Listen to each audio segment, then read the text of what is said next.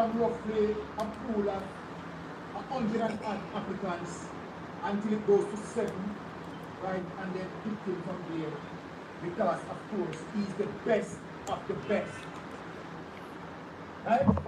And he shared a narrative for all of us that Govt had performed well in every task. That Govt had performed well in every task. Now, watch this, people. The first evidence that we are going to show that the Prime Minister is lying. Govt has not performed well in every task. As a matter of fact, Govt, Major Anthony Anderson, I am using the crime statistics here, failed at every task. Failed at every, as a matter of fact, he was a miserable failure. Let me show you. Evidence. Let us go to evidence number 1 here. I want to show you the evidence. So here it is. Alright, we are going to go to Govt. I want for you to see very big. Okay, alright. Good. Here it is. Govt. Anthony. Alright, so ladies and gentlemen, today is a historic day for me and my journey on YouTube. At present moment, I am live on all of my platforms on YouTube at the same time. You understand? Live on every single one of them at the same time. I'm live on Bolo VNR. I'm live on Bolo VNR Clips. I'm live on Bolo VNR 2.0. And I'm live on Bolo Tbv. That's throwback videos, right? I want everybody to subscribe to all of my platforms, period. That's my objective.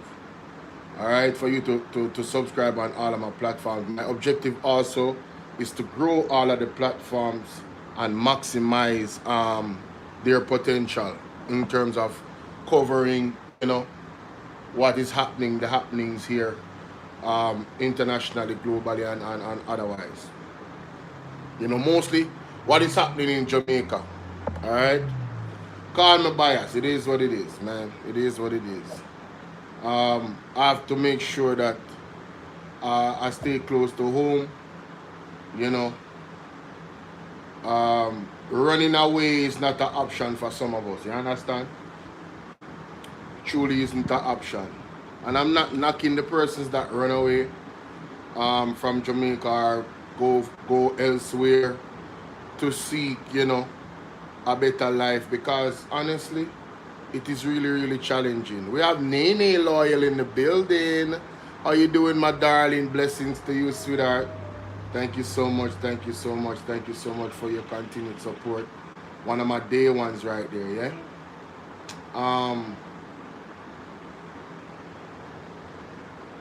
I want to start off the show with a reminder from the apostle to this government. You understand? Because big up yourself, Nene. They continue to, thank you for the gifts, sweetie. They continue to suffer the people of this country. Nene going crazy. Hey, it's gotta be Friday, man. Turn me up. Ryan Campbell, what's up, man? It's gotta be Friday, man. Turn me up. Turn me up, ladies and gentlemen. It's Friday. Yeah, yeah. I think this is the video I'm looking for. Shout out to Selvanev. Big up yourself, Selvanev. One of my honorable members. Yo, hey, Nene going crazy, man. Shout out to Nene with the gifts. Nene, hey, check out all the gifts, Nene. Don't hold back. Don't hold back, all right? Do not hold back, Nene. Check out all the gifts, mama. Check out all the gifts. All right, so let me start with this reminder here from the apostle. Is this the one I'm looking for? Is this the one? No, I don't think this is the one. It's another one. I will find it, y'all. But we see what's going on with USA's presence in Jamaica. A lot of people is talking. And I don't think they're listening to Donald Trump. I really don't think they're listening to Donald Trump. It's almost as if they have locked off their ears from Donald Trump, and I'm wondering why. Donald Trump tells you what he's going to do, you know. It's one thing about him that I like. One thing about him that I like, a lot of the times, he's going to be honest and straightforward. He's not like some politicians. He blurts out everything. All you have to do is really listen and pay attention. That's one of the things I know about Donald Trump, that I have observed. Some people over there and overseas, they might be like, man, you don't know what you're talking about. I appreciate you, Nene. Thank you so much, darling. Always. Salute to you, salute to you, salute to you. All right, so this is the video I'm looking for. This one. Yep, this is the one. This is the one. So let us remind the government, ladies and gentlemen, about what is to come. And specifically, Andrew Hollis. Listen to this. Good morning, one and all. This is your apostle, Elijah Peter Chambers. Hallelujah. With another word. Hallelujah. All over, I have been contacted. They're calling me. Interviews are coming. People are inspecting the prophecies, the visions that the Lord has given unto me for the nation of Jamaica. And we have all seen the manifestation. Only the evil ones from the evil territory still saying that I'm false and I'm fake and I'm an imposter. However, that's their conclusion, that's their opinion. Hallelujah. But we've got to talk a little about the local government election and what has been happening since the conclusion. And we see where there is a fight for the KSSC that is down in Kingston. And they said that they have won, yet I think it is Winston Ennis who withdrew himself from that position and expressed that he wants to protect his character, his moral integrity, his family, etc.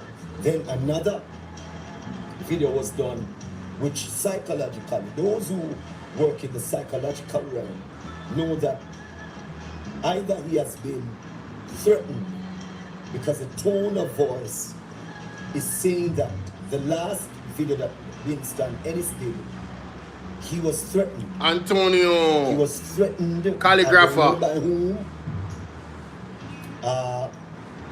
For him to reinstate himself, but he's not comfortable. But the judgment, and the Lord told me to tell the leader of this land that as long as they are in power, trouble is going to follow them. Right now, what the Lord is revealing to me pertaining to this present government, that there will be constant war among them. And some of you thought that the war has been there for a very long time, but the war is going to increase among them. The Lord is going to show and prove to the people of Jamaica that he's not with this government. Somebody said, thus said the Lord. The Lord spoke to me to tell the Prime Minister of Jamaica and his whole team that he is not with this people. Praise be to God. He's not with this government, their decisions, and the Samoa law that is signed behind the back of the people of the nation, the citizens of this land. It will be exposed. Also, the Lord reveals to me that someone is going to rise up rise up. And this is someone that is untouchable. This is someone that has their secret, that has their corruption, that has their ticket. This is someone that will expose them in a disgraceful manner. Truth are going to be exposed, because what we see where people are resigning, people are getting sacked, people are getting fired, these decisions are very, very sticky. And even with warming time, it is going to cause a lot of bang around in the JLP party. After the election, the local government election, the Lord said the judgment has begun. The judgment has begun. Because they have stolen the election, they will experience judgment upon judgment. Hear ye the word of the Lord. And if you notice, Winston Ennis, he was supposed to swear in, and he withdrew. This is showing the level of dishonesty that this present government and the EOJ have done to the nation. And if you notice, every day you hear on the news who has lost seat, who have won seat. Until today, it cannot be concluded. And listen, it will not be concluded, says the Lord, until the Prime Minister, the EOJ, comes out and declare the truth. The Bible said, you shall hear the truth, and the truth shall set you free. People are going to die because of this lie. People are going to lose their lives. People are going to get sick. Listen, God is going to take you down. And listen, none of you can fight God. I heard some of you say that if anything happened to the leader, they're coming for me. Listen, you can't fight God. Because everybody knows that the people that God has protected, none of you can touch. And if you could remember in 2021, March 24, when CETA came for me, the Prime Minister of Jamaica signed my death warrant. And I'm not telling a lie. The allegation proves, and he can't sue me. I am the one who should be suing the leader of Jamaica. I am. The Lord said, leave him to me. I will take good care of him.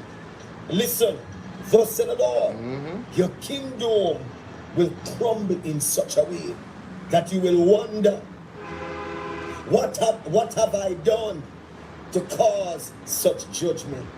The people are going to rise up against you, just as all the nation has raised against you. In the very party, in the very kingdom, in the very government, they're going to rise up one by one. They're going to rise up against you until they get you out. The Lord says, listen, you have stolen the election, and your conscience is eating you out.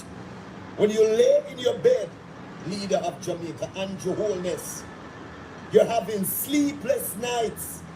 And this is the root cause why there's so much bang around.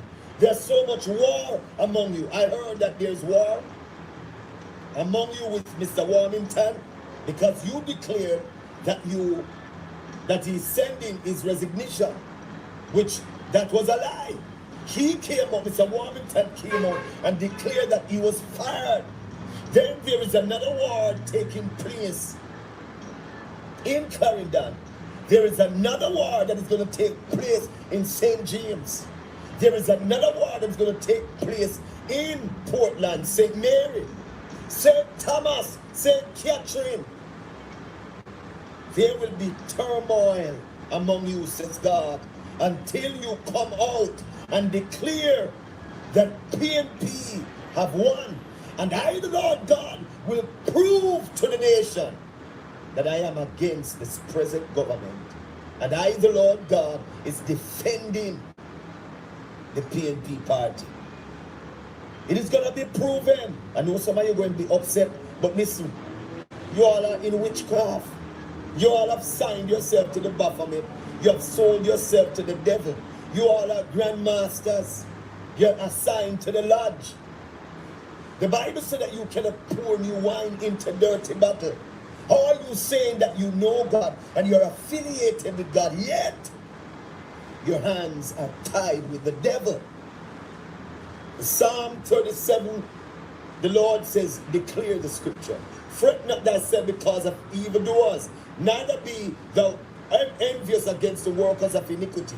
For they shall soon be cut down like a grass, and withered as a green herb. Thus said the Lord, and Jehovah's, your kingdom will crumble right before your hands. The Lord gave me a vision and showed me in a vision where you're crying, tears streaking from your eyes, because God is going to take you down in such a way that, listen, you're not going to die like the others. God is going to punish you greatly because of the sins that you have done to the nation, the sins that you have done to Jamaica, land we love, the sins that you have done spiritually. And all of those who are on social media that you paid on a regular basis to oppose the voice of God, those who are mocking, the Lord says, I, the Lord God, will mock you. I, the Lord God, will mock you. Listen, even if you call the election this year and next year, it will be a bangarang. The people are going to get rid of you. You can hear the cry all over Jamaica. We want you out. You and your wife out. Imagine, your wife is the speaker of the house, which means you don't want no one to talk. You don't want no one to criticize or to introspectively criticize your governance, and you have placed the God order on everyone. Listen, God says, I have placed a God order on you. And every very one of those who have defended you, who have supported you, when you fall, when your kingdom crumble, they are going to crumble with you. Thus say the Lord. And all of those who are barking and hissing and saying that I'm false and I'm fake and mocking the voice of God, thus say the Lord, you will go down miserably. Listen, it doesn't matter what you do. I am placed in the heart of the people of this land to rise against you because you refuse to repent. All right, my people. May I do some recon work while Pastor talk. See if I find what I look for. I just want to address something real quick and get it out of the way, because it's quite insignificant, you get me? So I just deal with it first. That's not the substantive issue. Since this time I had an opportunity, so I bring it here. We're still in the recovery phase from Hurricane Melissa. The People's National Party has courted donations from individuals on behalf of that effort. Is it the intention of the opposition to make available to the public what has been collected in terms of the quantum and what that sum has been used for in the spirit of accountability? Well, the People's National Party has, this will prosper. They're waiting to get some of that. So, yes, we have put in place a structure, created a new structure after Melissa, with a national disaster as a chair. Counting for Wilbur would say is that procurement means that they're black procurement, that those resources in Black River, not from, say, nepotism potential, and so I'll try their best to hold held accountable. I realize that media out that need to be new with this thing. The only credible is there that warrant further assassination matter.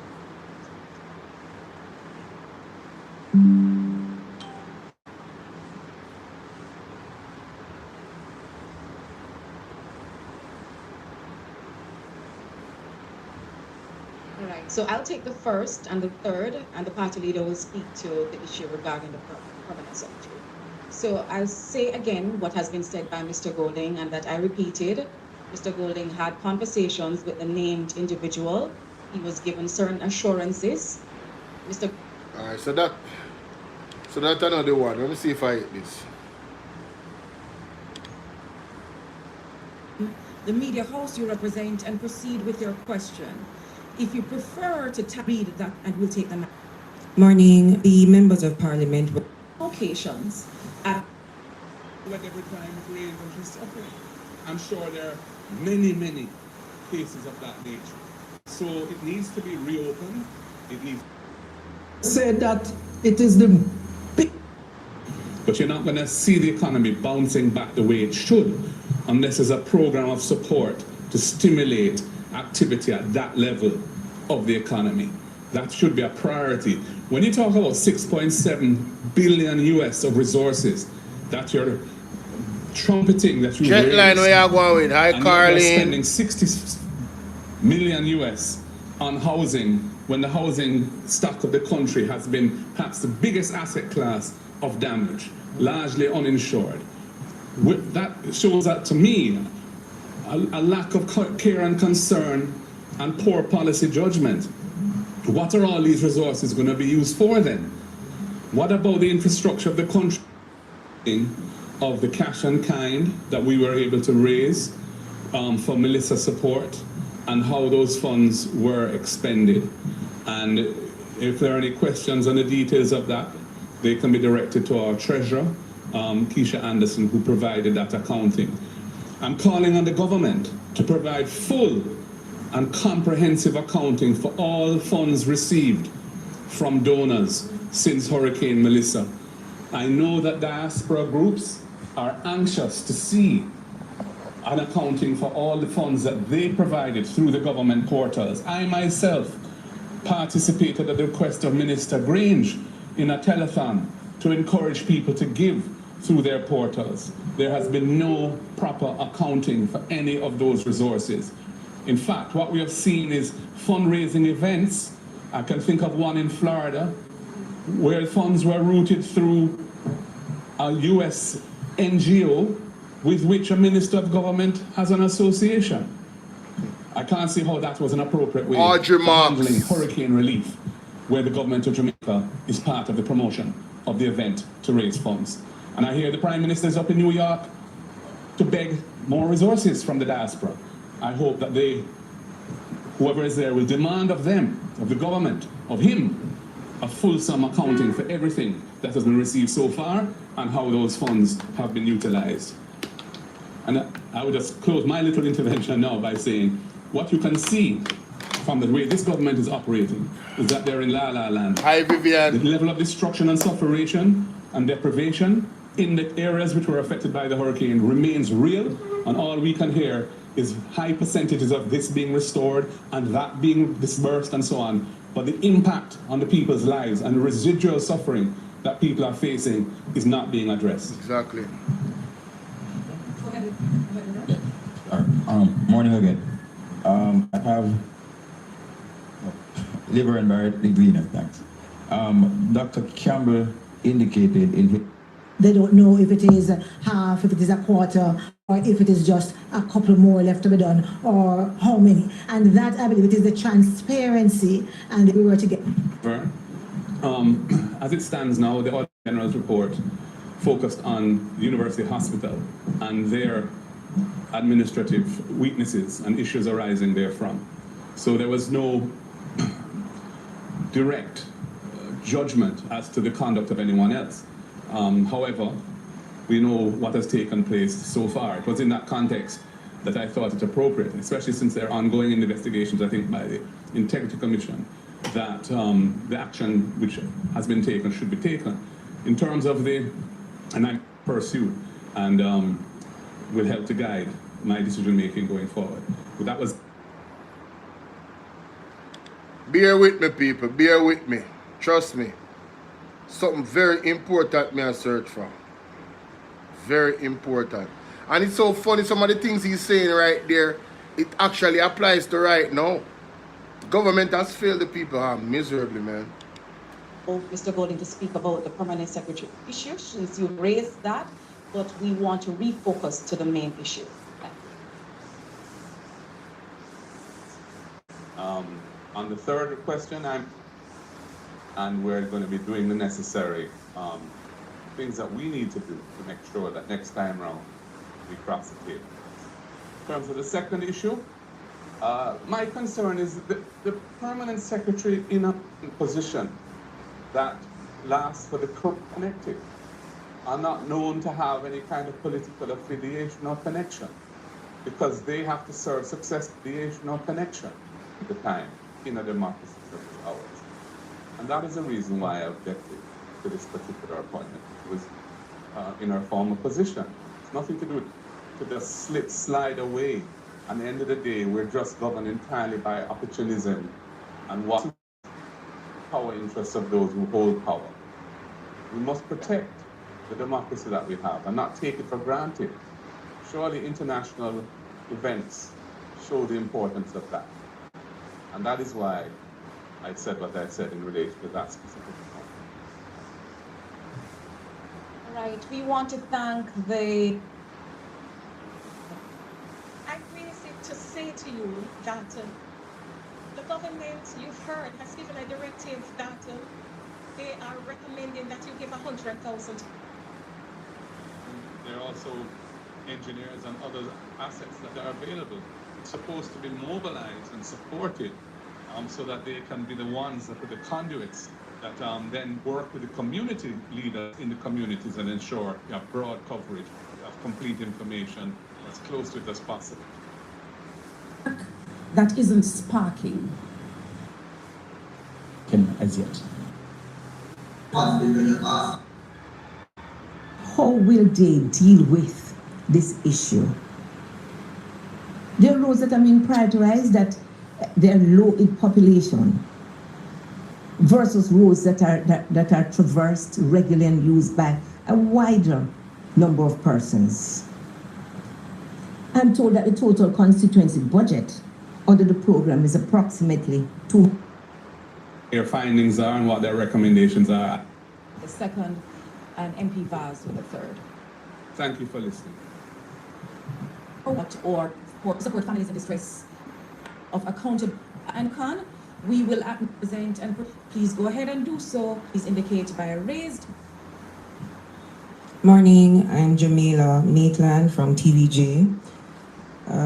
Program has that is what are they saying? And the two Locations at Easy now. In the roof. The 18% constant government Returning to robust levels or achieving. I can't say returning because we haven't had robust levels of growth. Housing program being rolled out now. These are critical things. Small business support program being rolled out now. 6 months pass. Time come to see some progress in this area. The people need it. And you're already seeing the signs of social dislocation with people starting to block roads in various parishes and so on in frustration. As the cost of living happens, you can only expect that people are going to be more and more frustrated. Well, it's a very serious situation which needs to be addressed. And the next hurricane season is almost upon us. And that is how we're going to be entering it, with our house not in order at all. Deterrent.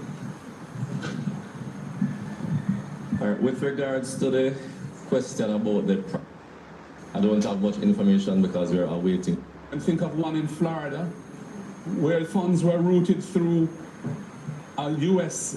NGO with which a minister of government has an association. I can't see how that was an appropriate way for handling hurricane relief, where the government of Jamaica is part of the promotion of the event to raise funds. And I hear the Prime Minister's up in New York to beg more resources from the diaspora. I hope that... Sad. I'll go first. So many have been wondering. 2023, and we're getting that on. It is when the minister intervened, a legitimate and bona fide attempt by a pre. Please use the raised hand icon We will acknowledge you. If you wish to speak, you'll be acknowledged and you'll be permitted to go ahead, or we can read a message. Good morning. My name is MAGNITSKY Robinson. I'm from TVJ News. My question is for the opposition leader. Mr. Golding, the medical company owned by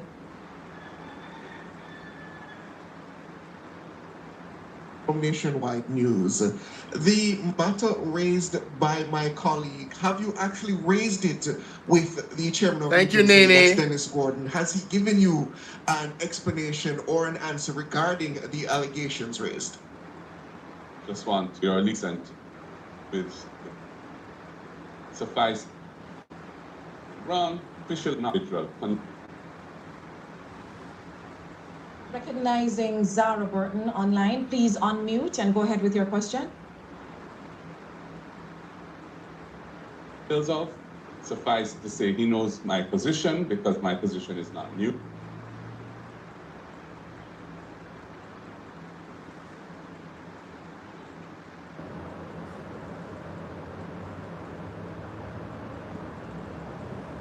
As the leader of the opposition said earlier, we are not in any position to confirm or deny or substantiate, be irresponsible to bring information that is injustice of the people that they lack. That I would ask is the next time I had an opportunity, so I bring it here. We're still in the recovery phase from Hurricane Melissa. The People's National Party has courted donations from individuals on behalf of that effort. Is it the intention of the opposition to make available to the public what has been collected in terms of the quantum and what that sum has been used for in the spirit of accountability? Well, the People's National Party has always been very transparent and open with our financial accounting annually. That is published, audited financials, and I'm certain that this will form part of that process. In the meantime, we urge the government to be transparent and candid and to tell the nation what they've done with the millions they've raised in the name of Jamaica to build back constituencies such as South St. James. We're still waiting to get some of that.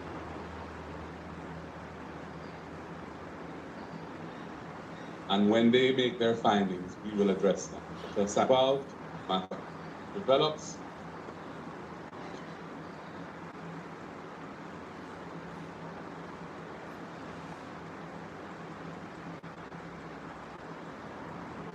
I will speak to Mr. Golding, and that I repeated assurances, parties, because we've been means that will depend on what the trips are. On the third, through a process of we will add up the forging of, and we're going to be doing, we cross the table.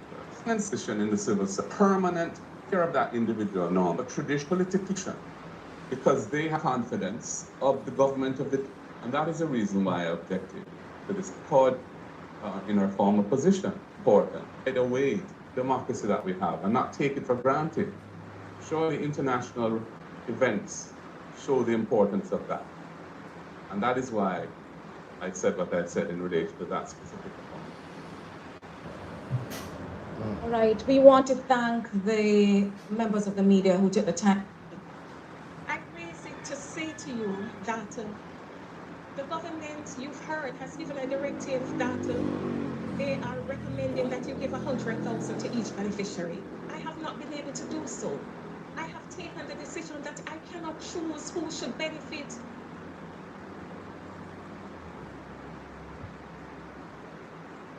I wanted to have the elected representatives of the people in the constituencies that have been extremely badly affected to have a chance. I want to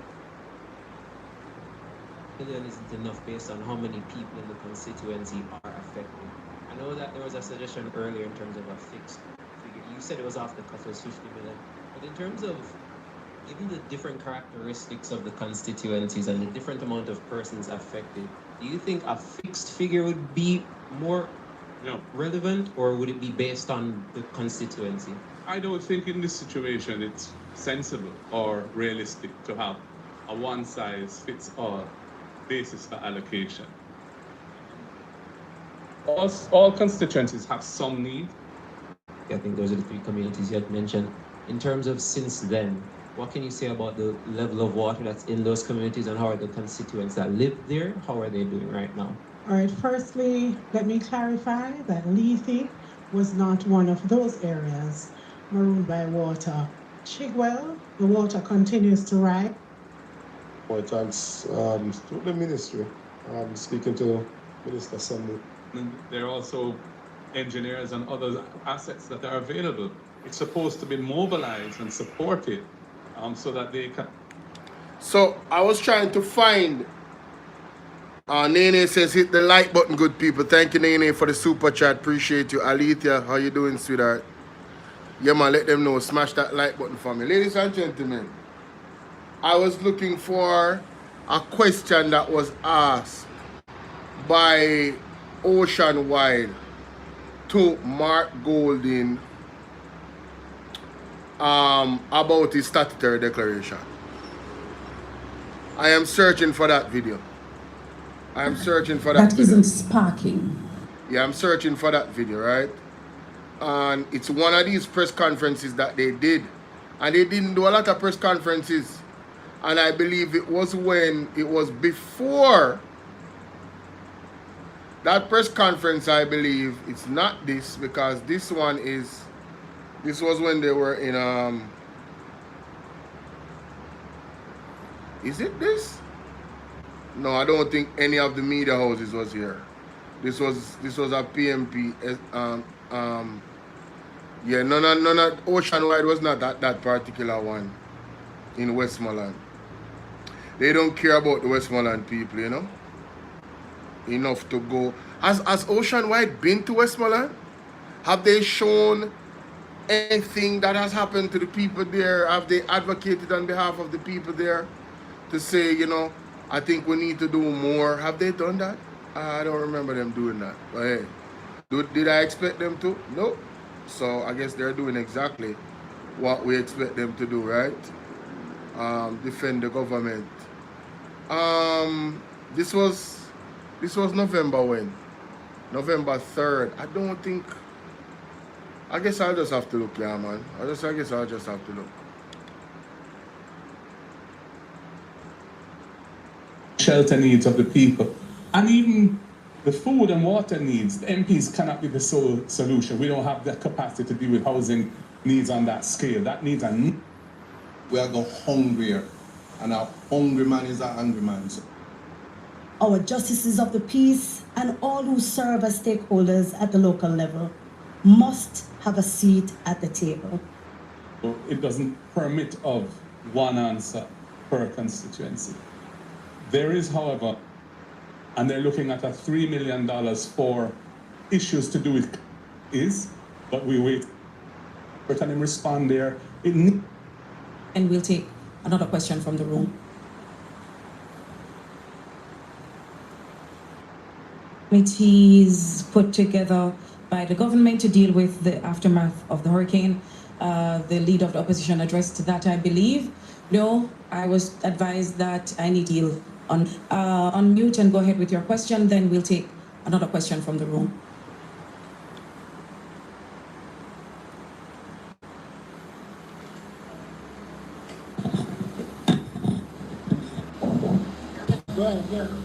From the room. 18 degrees north. Just generally, I have another question. Are there certain rules holding you back? Okay, so for members of parliament who have returned, you might or might not still have CDF funds remaining. And if you do, it may or may not be accessible based on what it was programmed to do. So there are specific procedures to follow to be able to get funds to do mitigation works. And if you did not have a mitigation fund set aside, then you wouldn't. Demand for zinc and other roofing materials. So I've written to the CDF to ask if. I think you may have used a different term. That have been affected. With the Haitian migration outdoors, their areas, they have water and copper, which is significant across the world. I also want to ask, does the People's National Party as a party can source assistance for the people who needs help, and of course, Comrade engaged in clearing our main roads so that it's time to empower. And make the relief supplies available for distribution. And we're putting in a structure for this with an accountability element, because we want to account for every dollar received and every item received and distributed.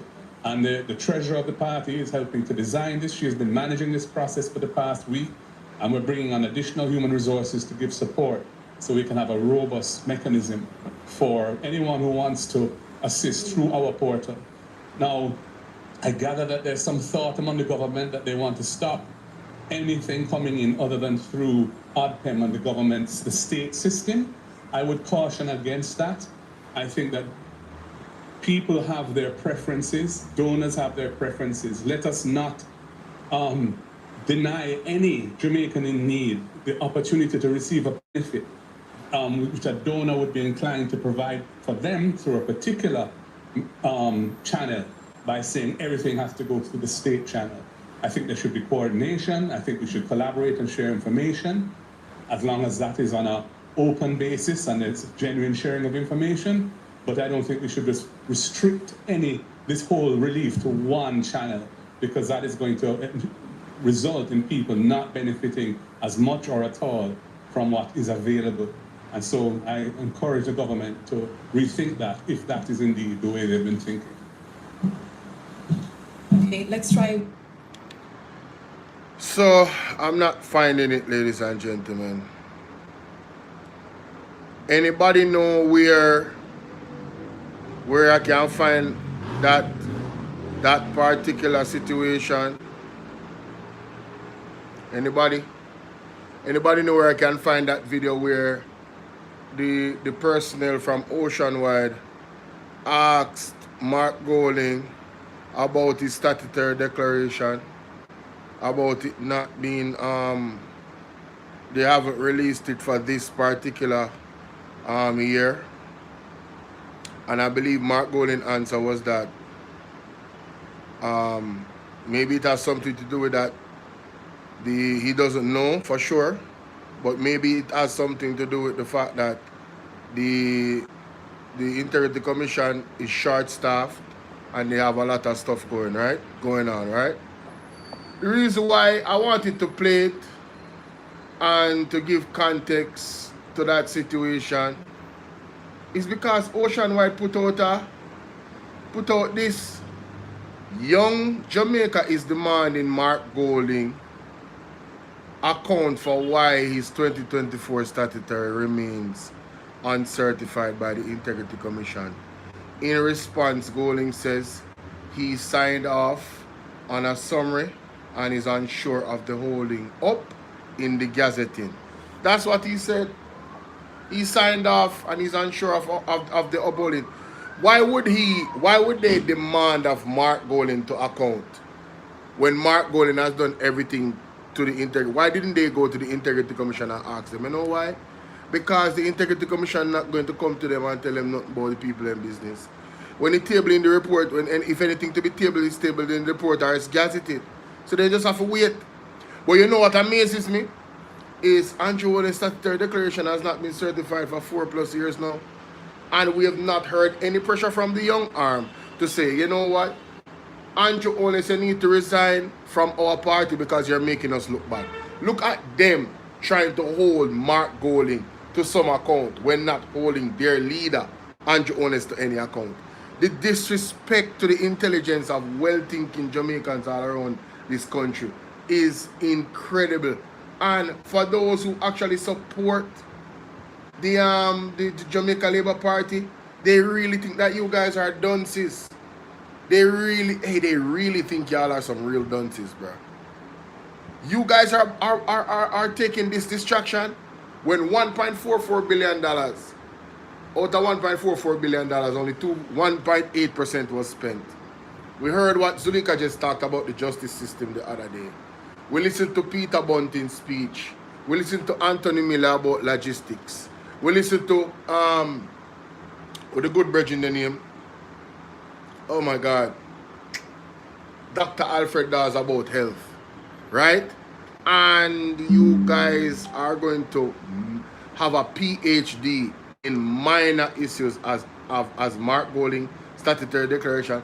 Let me tell you why Mark Golding statutory declaration would be unimportant.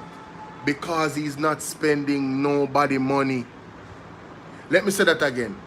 Mark Golding is not spending the government. He's not responsible for our tax dollars. That's why it wouldn't be important. You know, I need to make this official. Ladies and gentlemen, blessings. I want to do a video really quickly. Because you see, Ocean-wide is diabolical, ladies and gentlemen. Look at this. Young Jamaica demands Mark Golding account for why his 2024 statutory declaration remains uncertified by the Integrity Commission. In response, Golding says he signed off on summary and is unsure of the hold-up in its gazetting, right? Now, ladies and gentlemen, I want to say this. Andrew Honest's statutory declaration has not been certified since what, 4 years ago, 4+ years? Why haven't they said to Andrew Honest, well, you know, you're embarrassing us. You need to tell the people why you're not certified. And you need to resign. But Young Armor Jamaica has not done this. And furthermore, why would it be important to pressure Mark Golding about his statutory declaration when he has a track record of being certified? One. Secondly, he's not the Prime Minister. He's not responsible for anybody's tax dollars. Don't you guys know that he does not control the purse? He's not the Prime Minister. So why would you pressure him but not pressure Andrew Honest that is responsible for all of these trillions of dollars? The most money NARA is going to control and direct the most money ever. And he's uncertified. But you Ocean-wide choose to distract the people from all the problems. Zulika just mentioned the justice system. All the issues that is going on there. You have Chief Justice saying, listen, these people are unreliable partners. I mean, aren't you guys embarrassed? Do you have no shame? Then you have the healthcare sector. Dr. Alfred Dawes exposed all of that in his speech, right? Then you have logistics. Anthony Hilton came in his sectorial speech and showed you how this country is way behind where logistics is concerned. Peter Bunting talked about what is happening where business is concerned and economics. You understand? I mean, so many issues are happening. And all of the answers is that it's NARA. But yet we see Andrew Honest put him in alleged cousin in position. And I heard nobody in Ocean-wide say, wait a minute, this is unjust, this is nepotism. How can you put your alleged cousin and your close friend? All of the things that the government is doing that they should be focused on, that would make the people of Jamaica actually be in a vulnerable space to not get justice, to not get fairness, potential of crime and corruption at an all-time high based off the track record of the government. But Ocean-wide, you guys choose to not say anything. You are a disgrace. Absolute disgrace. I'm just going to leave it at that. But I just gave them 3 minutes out of my time. I give them enough of my time already, ladies and gentlemen. Now, let's get into other business. Condolence system, I didn't matter who for it, you know. Let me just say that right off the bat. I don't know if you guys have watched the, before I go there, so let me look at this. This is in the start. I can't sit and watch my pitney die. Dad fights to save daughter from rare cancer. Pray for this man, ladies and gentlemen. For 4 years, Westmoreland, why is there shorts and things moving and everything like that? Let me see. Okay. For 4 years, Westmoreland father Nickel Green says he has lived in a cycle of hope, delay, and worsening fear as he waits for medical referrals he believes could save his 9-year-old daughter's life. His daughter, Nikara Green, was diagnosed in 2023 with stage 4 alveolar soft part sarcoma. Wow, a rare and aggressive cancer that affects soft tissues and in some cases spreads slowly but persistently to vital organs. According to the U.S. National Cancer Institution, soft tissue sarcoma accounts for only about 1% of all cancers, and ASPS represents an extremely small fraction of those cases with roughly 80 diagnoses usually in the United States. He said, I finally get to St. Jude. A video go viral. He said, I just feel like crying, and they are telling me everything to do now. They are going to write a letter, so now I am looking for embassy dates. He said, Green said Nicora's first began complaining of severe abdominal pain when she was about 5 years old. At the time, he said repeated visits to the doctor did not reveal anything seriously. They just gave her Panadol and a little pH. Damn, like they don't even know what they're doing. According to him. Alright, so this man clearly is looking for some help, ladies and gentlemen. Let me see if there's any number. The nurse tell me say 30 million up front. Damn! We need one number for him. Where's the contact? Need a contact. This man need help. Where's the only if me a scammer or drugs, me could have find that. I am a contractor. So the man is a contractor.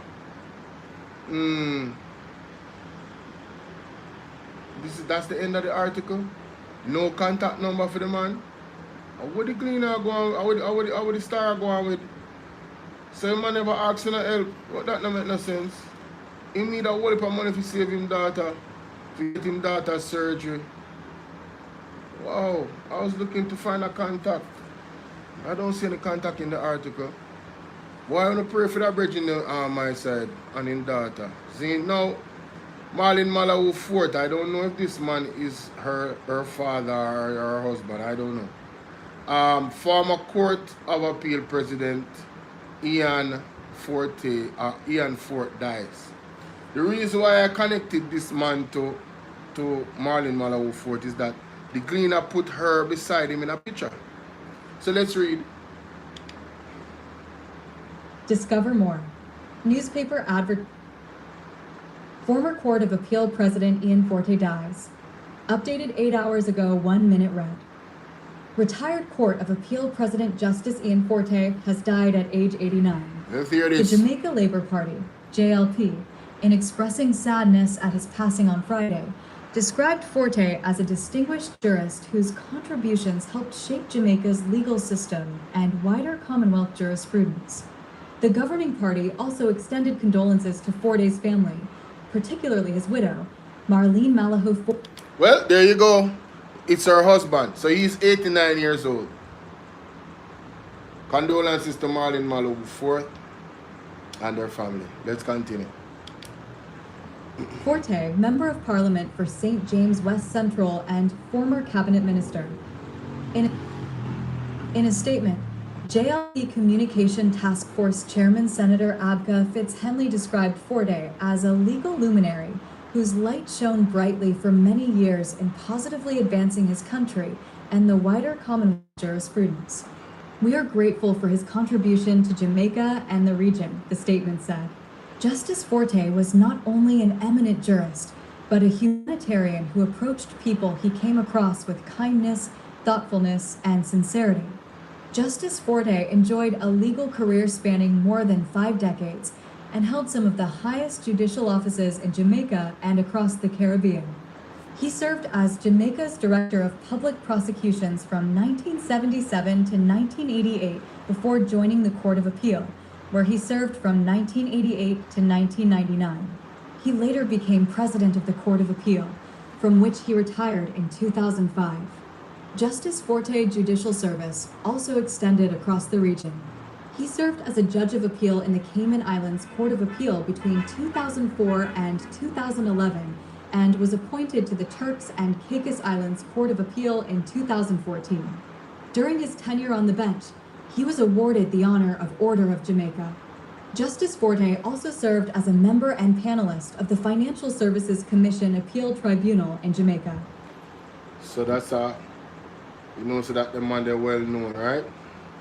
Now we know the taxi fares are go up, ladies and gentlemen, and there has been a lot of conversation around that. And you know, there's a lot of confusion too, because of course anything that Darrell Vaz is a part of, or the Jamaica Labour Party, you know there's going to be a lot of confusion, right? Correct? Thank you guys for hitting the like button. Really appreciate that. We still have some more work to do, ladies and gentlemen, over by Bolo Tbv 2.0. Just lock it, man. No, I said just lock it. Sorry about that. My apologies.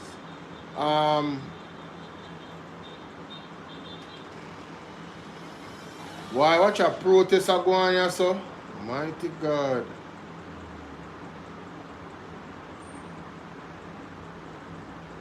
Some things are going in the news that we have to look upon, ladies and gentlemen. Alleged fraud uncovered. Yes, that story is serious. See that in the news too. Employee arrested for fraud. Where the taxi man in there? Where is the taxi man? What is? That for the beaches then. You know, so we never cover that story there. See it a transport, yes. Yes, see it a. And then the brother.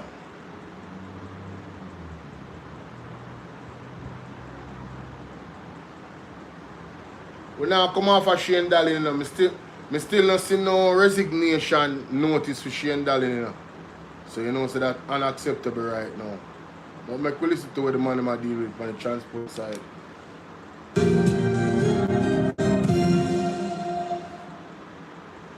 Welcome back. We're continuing the news. Transport operators across the island are again expressing concerns about the recent fare increase announced by the government. The phased 8% increase took effect yesterday, with another 8% to be added on July 1. However, the transport operators say it is merely a drop in the bucket as gas prices continue to climb. Here's Kalisha Williams with that story. An emergency meeting between taxi operators in Norwood St. James Wednesday morning following Tuesday's announcement of a fare increase for public transport operators. At the top of the agenda, ensuring they're all on the same page when it comes to the amount passengers will pay for diverting from their main route. Drivers have time to come together and one accord so that everybody can agree what the turnout fares are going to be, because we have to set the turnout fare. That means turnout fare when you have the main route, that's on the road license, and it goes from point A downtown to terminal point up here at Paradise. But overall, after waiting 3 years for the increase, the operators say they were hoping it would have been more than 16%. In some cases, it will just be an additional $40 per person. Yeah, we are here debating about the taxi fare because the gas price increase every Wednesday, and it's a hectic thing for us as a driver. President of the All Voice Route Taxis Association, Lorraine Finnegan, put things into perspective since the global oil tensions started to impact local gas prices. In March of this year, it was costing our operator between $5,500 to $6,000 to top up a Probox tank. It was costing fully $7,000 to full one of the Vaxi or the under step wagon. These are referred to as the 7-seaters. Presently, as we speak, it is $8,600 to full one of the Probox, and it is $3,200 to full one of the Vaxis or the under step wagon. While they say they understand the economic challenges also being faced by commuters, they say transport operators are being disproportionately affected. This increase will not see a benefit to any of the operators. It will just cover costs. It barely can cover costs. So we will not take home any more money. We will not be able to buy another bread. Simply just to offset some of the costs that is already there in front of us. So really and truly, we should be getting an increase now. However, Transport Minister Darrell Vaz had indicated that the decision is final and stressed that some taxi operators were already overcharging passengers before the increase was announced. Kelisha Williams, TVJ News. Hey, Darrell Vaz, I want germs, you know. Miss Genesis, how you doing? Hear this man. Celine, what's up? Celine said, Bolo, $50 more upon the fare. 350. Lady J Wagwan. You hear Darrell Vaz? Darrell Vaz, I say, yo, uno stop make up on the noise. Stop talking. You guys were already raising the fears. What can go so? How does that equate to the realities? Brother, the reality is this. The money is not enough. The reality is this. The people are suffering. So the legal amount that you have put on the fare, the taximen are saying it's not adequate. The roads are terrible. So that is really messing up their vehicles. I'm just trying to show you how this government really is, you know. And Miss Genesis, you'd be happy to know that I'm live on all platforms.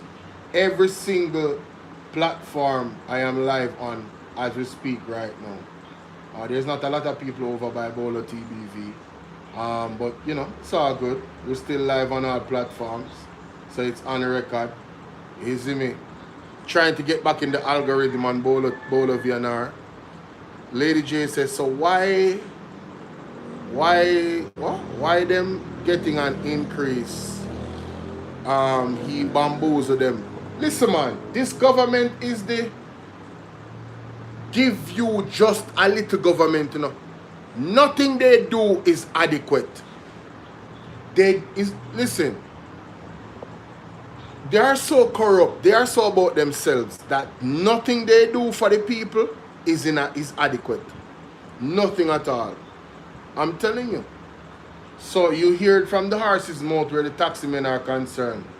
I mean, it's crazy, man. But hey, you know, hey, choose Jamaica. That's what they chose. A section of Long Lane in St. Andrew will be temporarily closed this weekend to fix a recurring breakaway that has been claiming tires, front ends, and motorist patients. The National Works Agency, NWA, says the road will be closed at 10 p.m. on Friday to facilitate extensive work in the area. Jamila Maitland reports. Vehicles come to a crawl. Jamaica, the road is so bad that they have to close the roads. How much more roads you think they're going to close? I'm just asking. How much more roads in Jamaica right now do you think is worthy of being closed? I think there's a whole lot more, ladies and gentlemen. I think there's a whole lot more. Almost daily along a section of Long Lane in St. Andrew. Not because of traffic, but because of the hopscotch motorists have to play on the bad road. Those brave enough slowly cross it. Good intention from motorists, however, is how others are able to proceed. Member of Parliament St. Andrew North Central Delano Seabright says a contract was awarded by the National Works Agency to fix the area. They have been complaining about their vehicles being damaged, serious accidents along the corridor that have led to serious injuries and I believe fatalities in the past. And there's a view that if we don't address this problem, it will only fester. Motorists, as well as people who live and work in the area, say there have been several road repairs to this very spot on Long Lane. There have been several accidents too, and even more near misses. This has been fixed about 4 or 5 times already, and each time it gets worse. I mean, a lot of people have lost their front. Why did they cut off that part of what the man said in the video? It has been fixed 6 times already, and it has gotten worse. That to me is a failure of the government. Who are they using to fix these roads? The contractors being used. Like, there should be some type of assessment to say, listen, right now, this not working enough. So we need another method. Because the definition of madness is doing the same thing over and over and over again. and expecting to get a different result? How can we reward failure? How can we just be okay with these types of failures? 6 times? You mean the government that told us about being innovative? This same government? And being cutting edge? And you know, this facade as if they are the ones that know how to do things the best. Right? And they have the blueprint of what, then what? Hey, show us. How much money did you guys waste to fix this road 6 times and then have it get worse every time? It means the 6th time that you fixed it, you didn't actually fix the problem itself. You didn't identify the problem to say, okay, when you fix something, it's fixing up. And it appears as if it's a short period of time this fixing has happened. According to what the man I said, let's listen. Here's this very spot on Long Lane. There have been several accidents too, and even more near misses. This has been fixed about 4 or 5 times already. And each time it gets worse. I mean, a lot of people have lost their front end around here. But I think the accidents, I personally haven't seen or heard, but I haven't really seen what I know. The holes that have been created by this issue. And I want to say this to the mainstream media. This area, you can basically say, this is not so bad of a road comparing to the other roads in Jamaica, you know. And I want to also speak to the people that are living in the areas where the roads are even more terrible than this. Every day you should block the road. South St. James, Westmoreland, Hanover, St. Elizabeth, St. Anne, St. Mary, all of the places in the country that you know your road. Only if you block the road every day. I was listening to Mystic Sensation earlier. Big up Mystic. And I called in and said, Jamaica, we need to ban our bellies. And we just need to plan. And for 2 weeks straight, this is my he said 2 weeks straight we should not move and do all those things. I want to put in detail. I think we should even lock off our light. Turn off the breaker, Jamaica. Turn off the breaker for 2 weeks straight. Oh, my son, pull off a Cuba without any sanction. You see how long USA have Cuba in the space, the way they have them? They are using paper and water instead of liquid cement. Miss Genesis. Yo, what is going on, man? What's happening? That is funny, honey. That's funny. Oh my God, that is funny. Yeah, I'll never forget the day I was watching Miss Genesis. Queen Candy, what's up? I'll never forget the day I was watching Miss Genesis and she laughed like that and I said, yep, I'm taking that. Yep, that is contagious right there. Let's continue. So yeah, we should definitely do like 2 weeks. No movement. Don't take no taxi. Don't leave your community. Conserve, pray, fast, all of those things for 2 weeks straight. Yeah, man, we should do it. We should do it, ladies and gentlemen. Right? Turn off everything. Suspend your internet. Yeah, man, suspend your Wi-Fi, man. Tell them, say, listen, take this back. Can't afford the bill. Can you imagine if Flow customers was to say, you know, yeah, I can't do this. It's too much. When are Jamaica gonna get serious? It's getting to that point, you know, in terms of the harsh realities of affording to just have basic stuff, you know. I think we should preempt them and just stop everything. Yeah, I still have it, Miss Genesis. I still do. It's not a drop. It's just you. Anytime I see something funny, man, I gotta play that. You know what I mean? Either that or I play the baby laughing. Where's the baby? Oh, it's true. I gotta put the baby on here. Where's the baby?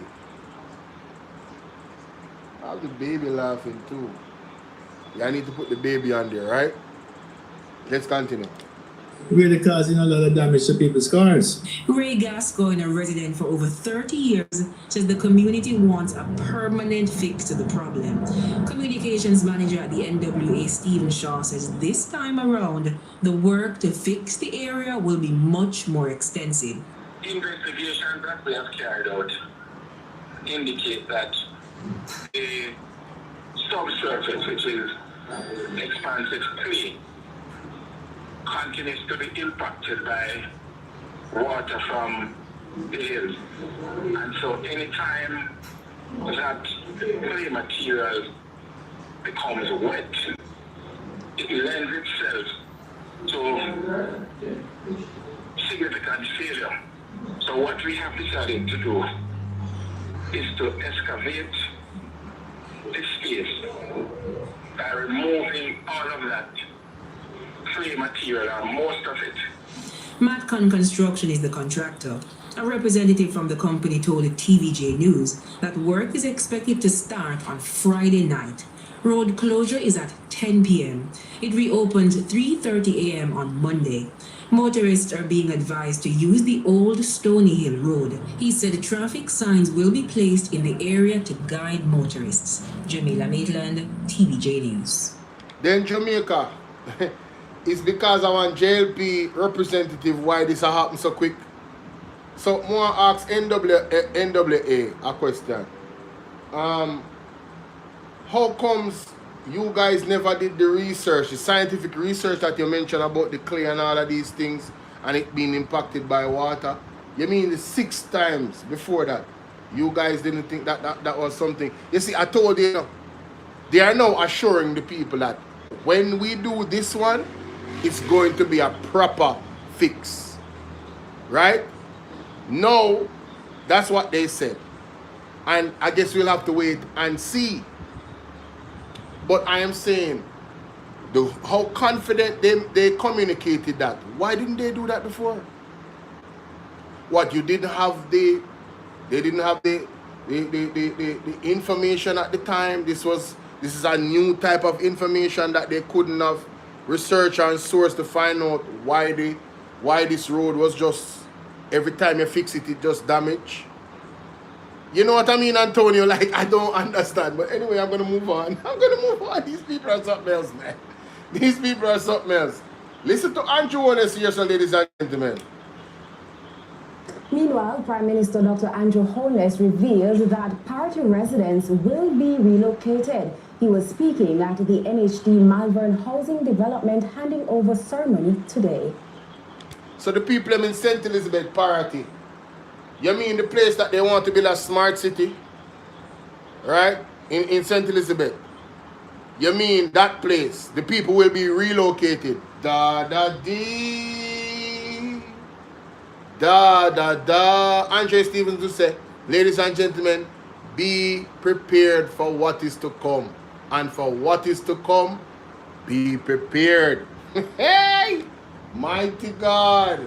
Battered by storm surge and rising sea levels during Hurricane Melissa, the coastal community of Party has been left vulnerable, its future now uncertain. Your brothers and sisters who are on the coast in Party, an area that was badly damaged, which I toured, which is quite clear that the cost of reconstruction there would be quite higher than the houses that you're trying to save. The government has made it clear that the area will not be rebuilt as is. Instead, residents will be relocated in a phased process aimed at protecting both lives and livelihoods. We have already indicated to the people of Party that that area has to be relocated. And we will do it in such a way that their livelihood will be preserved, the value of their asset will be preserved, but most importantly, their dignity will be preserved. Central to that plan is the deployment of 2,500 semi-permanent modular housing units purchased by the National Housing Trust at a cost of over $29 million. These units will form the basis of the government's response for persons who must be relocated from areas that have been significantly damaged, or for persons who have lost everything and are not able to rebuild. St. Elizabeth is expected to receive the bulk of these units, with designated housing clusters already identified. Authorities say relocation will not happen overnight, but through careful consultation. If this is the reason you... Well, there you have it. They will be relocated according to the Prime Minister. You know, it's going to cost way too much to save that place than it would cost to relocate them, according to the Prime Minister. It should be interesting to hear what plans he has for that particular space after persons are relocated.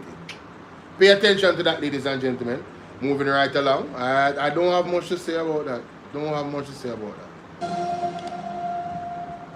Welcome back. Continuing the news, scores of ganja farmers in Westmoreland took their first step towards becoming regularized today. Kimberly Petty has the details.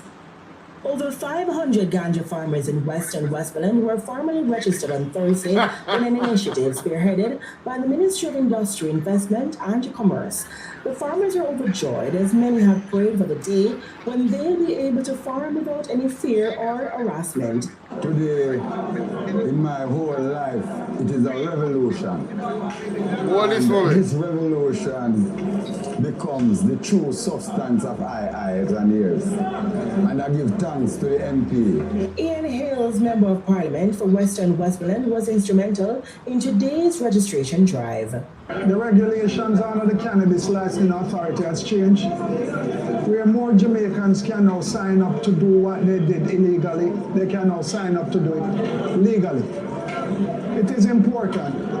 A vast majority of my constituency plants cannabis, ganja, or marijuana, anyone you want to call it. So what we are doing here today, because the regulation has now changed, what we are doing here today is registering all of the farmers in Western Westmoreland. Mr. Hales said recently there were several police raids resulting in large quantities of ganja being seized and then burned.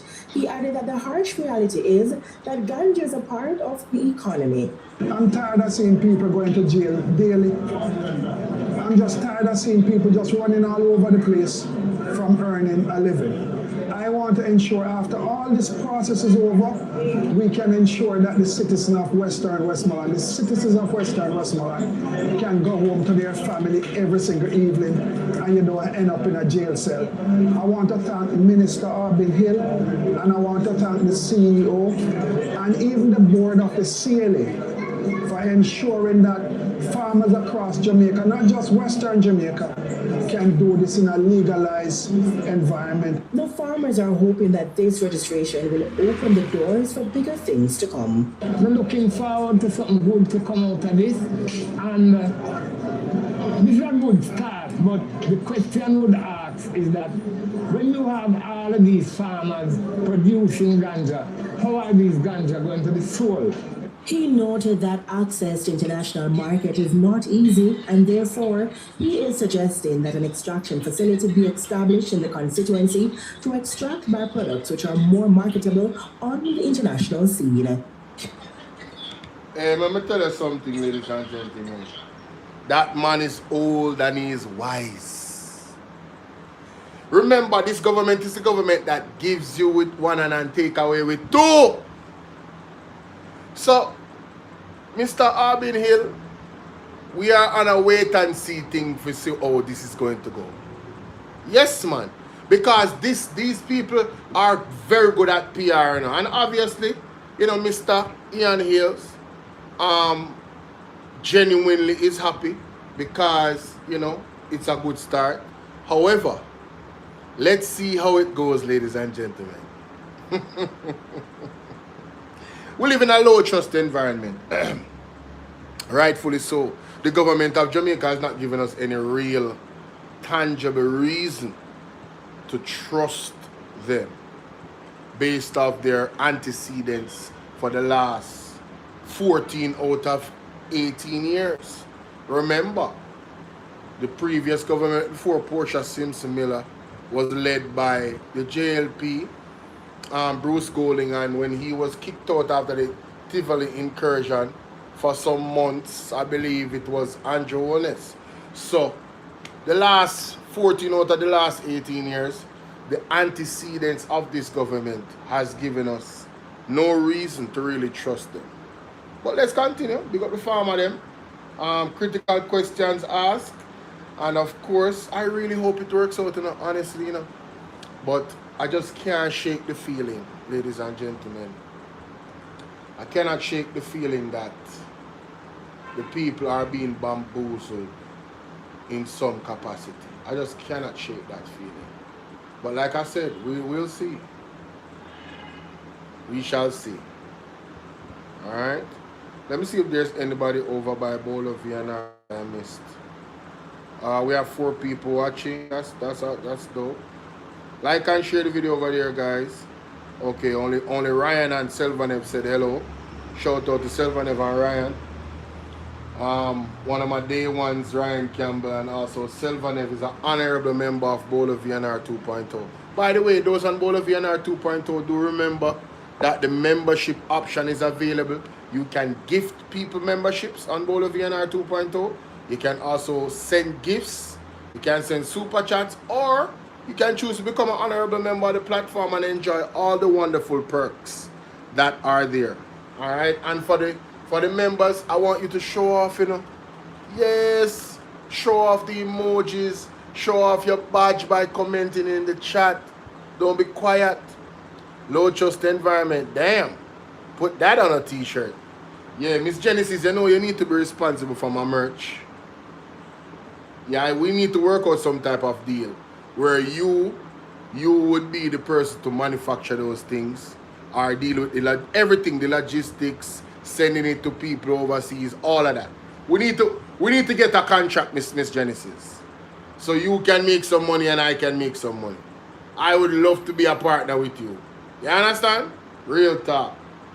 Yeah, because you have ideas, one, you know what I'm saying, and then hey, can use the platform and we can advertise same, and that would be a good shirt right there. So I know you're always coming up with good ideas, always. You have my number. We should get it done quickly because some other people was asking me about merch. Here you go. Some other people was asking me about merch because I have a signature about how I dress with the pullovers. And of course, ladies always be calling me Teddy Bear. So I think we can work out something where that is concerned. You know what I mean? Some type of graphic, you know what I mean? Hey, listen, man. You know what I mean? Hey, we'll talk, Miss Genesis. Make sure you call me, Miss Genesis. We need to get this done. Let me know. Let's go. You heard? Let me know. Yes. Let's continue. Kimberly Petty, TVJ News.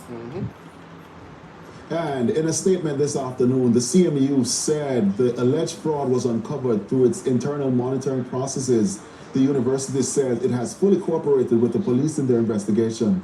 President of the CMU, Professor Andrew Spencer, said the matter reflects the effectiveness of the CMU's governance and oversight systems, which are designed to identify and address issues through the appropriate channels.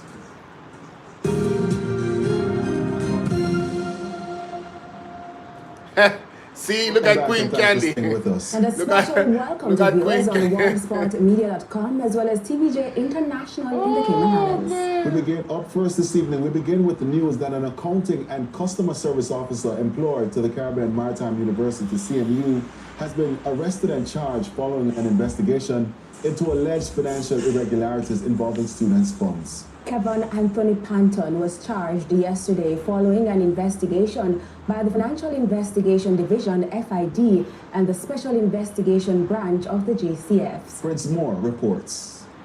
In a statement today, the FID said it commenced an investigation into a case of fraud at the CMU involving nearly $2 million after the leadership team of the institution alerted them to an alleged fraud at the university.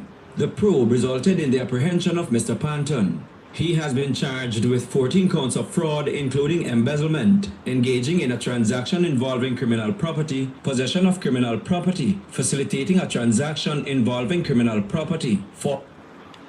Hey, we now have to remember something, you know, if the head of the stream is corrupt, the entire river will be also. Remember, so we have an uncertified creature as the Prime Minister, you know. Please, for the last 4+ years. So what you think? Fraud are going to be like a normal scene in Jamaica. And we are seeing it happen. Now the Caribbean Maritime Institute, Caribbean Maritime University, I say name? Yes, Caribbean Maritime University. Mighty God. Probe resulted in the apprehension of Mr. Panton. He has been charged with 14 counts of fraud, including embezzlement, engaging in a transaction involving criminal property, possession of criminal property, facilitating a transaction involving criminal property, falsification of accounts, and conspiracy to defraud. He was granted station bail in the sum of $700,000 and is scheduled to appear before the St. Andrew Criminal Court on July 6. The CMU said it detected irregularities in November 2024 during a period of system downtime at the university. During reconciliation of cashier closeout reports against bank deposits, it was identified that $970,000 had not been lodged. Further investigations indicated that the funds were later returned or lodged by Mr. Panton. However, the sequence of events remained inconsistent with expected cash handling practices. The university said additional concerns arose during the January 2026 examination period when students presented manual receipts for payments that were not reflected in the university's records. This triggered a formal investigation into manual receipting, banking, and receivables posting processes. The investigation revealed that the sequence of manual receipt books had been broken and that several receipt books remained unaccounted for. A total of $1.7 million could not... Pause. Did you guys hear that? Proper receipt books were unaccounted for. You see, I probably need to do a reaction to this. Real talk. I really do. Yeah, I probably need to do a reaction to this because the point that I'm going to make is a very, very serious one. Ladies and gentlemen, welcome to the platform. It's your brother Bolo Tbv, and I want to carry this story and to make a point regarding the story, right? I want you to listen to this very carefully, ladies and gentlemen. Listen to this.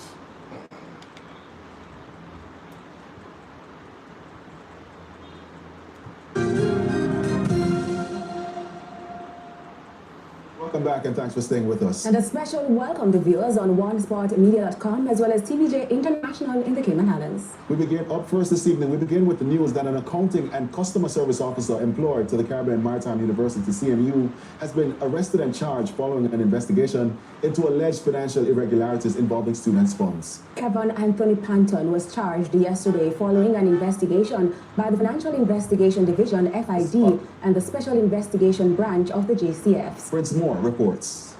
In a statement today, the FID said it commenced an investigation into a case of fraud at the CMU involving nearly $2 million after the leadership team of the institution alerted them to an alleged fraud at the university. The probe resulted in the apprehension of Mr. Panton. He has been charged with 14 counts of fraud, including embezzlement, engaging in a transaction involving criminal property, possession of criminal property, facilitating a transaction involving criminal property, falsification of accounts, and conspiracy to defraud. He was granted station bail in the sum of $700,000 and is scheduled to appear before the St. Andrew Criminal Court on July 6. The CMU said it detected irregularities in November 2024 during a period of system downtime at the university.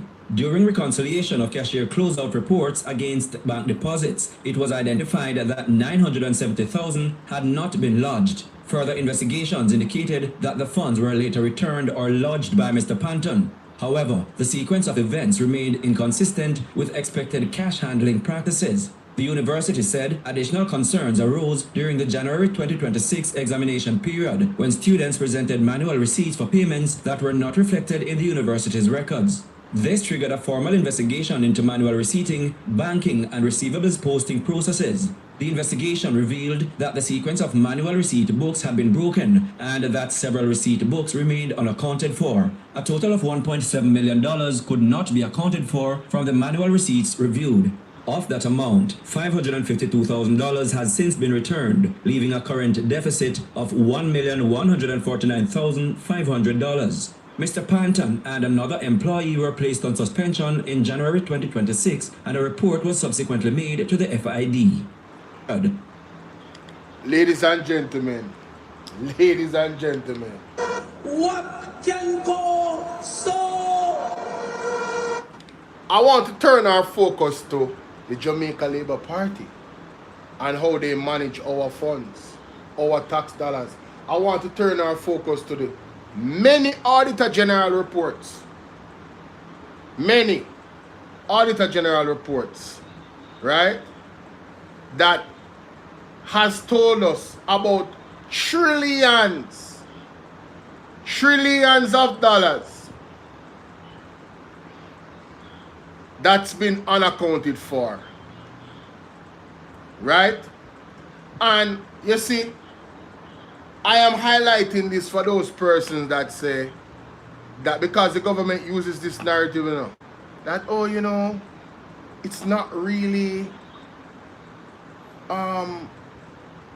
it's not that the money was stolen. Ladies and gentlemen, do you guys hear what is happening with this particular case? Money was unaccounted for and now money is returning. Now, let's just say that some of these monies that are unaccounted for walked out of the ministries, the particular ministries of government, and those monies were used to benefit persons within the time period it was unaccounted for. And then the money is returned. It's not that the money never used in Jamaica. The money was used between the time because there's no real-time audit. So the money is used between the time.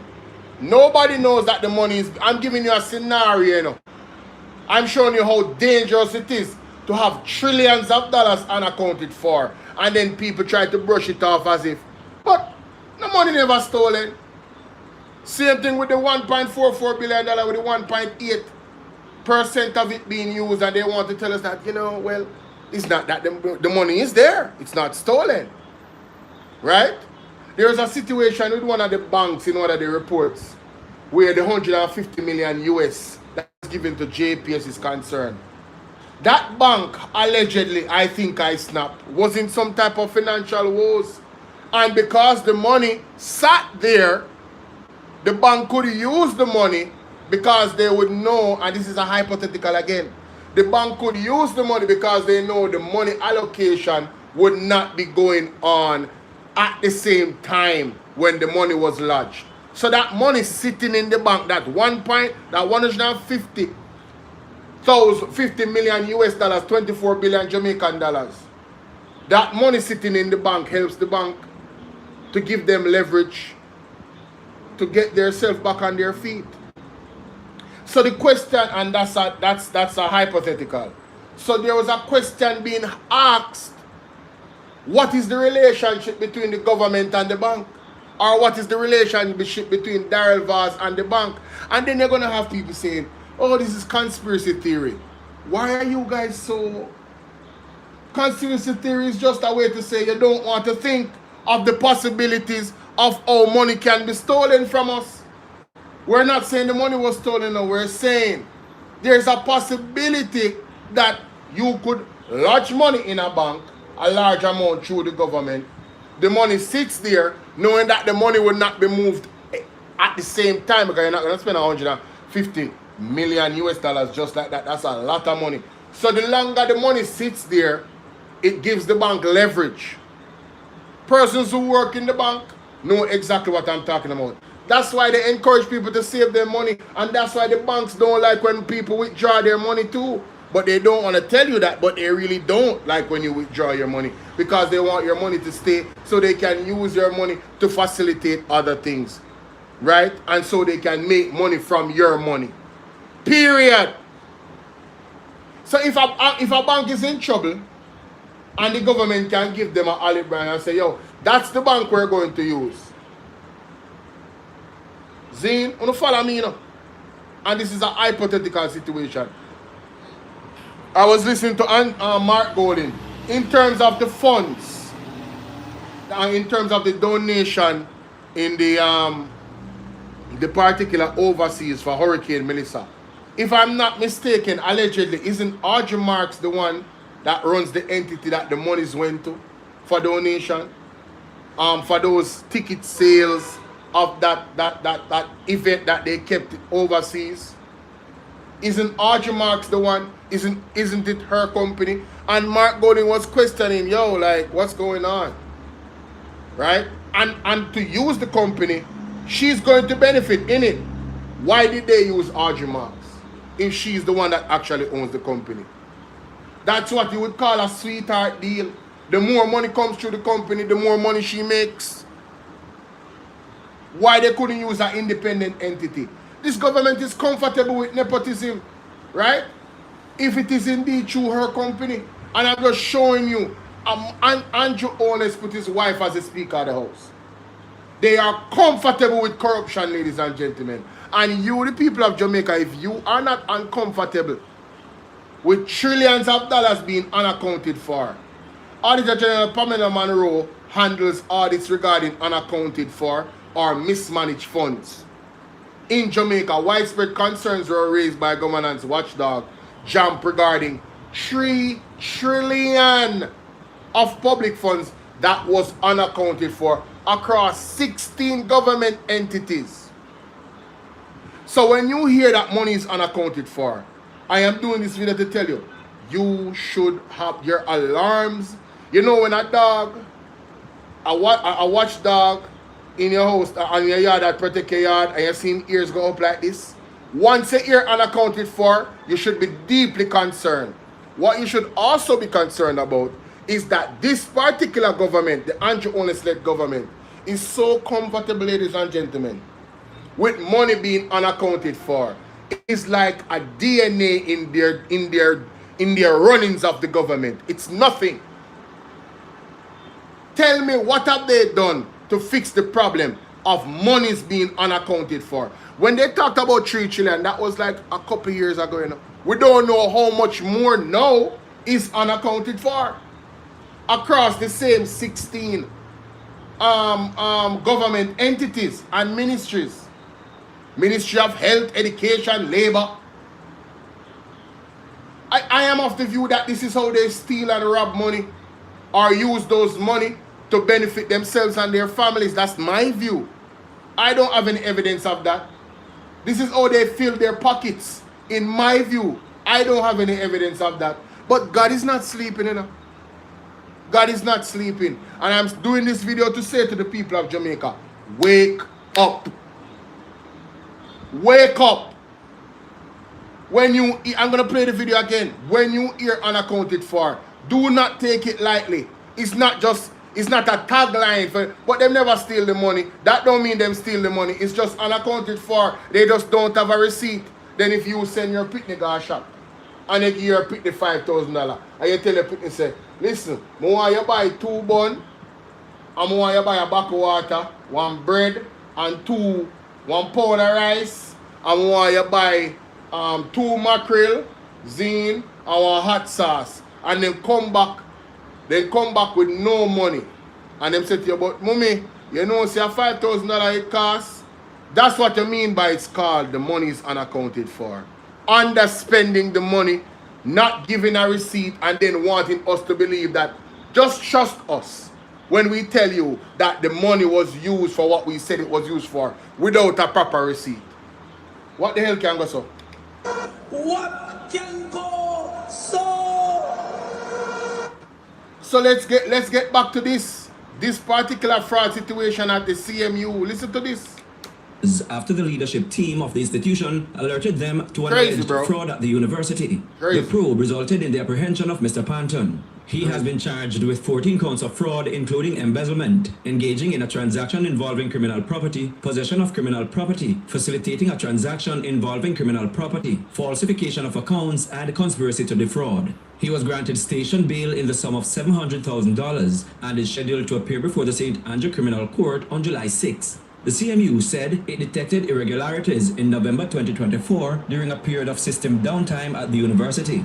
During reconciliation of cashier closeout reports against bank deposits, it was identified that $970,000 had not been lodged. Further investigations indicated that the funds were later returned or lodged by Mr. Panton.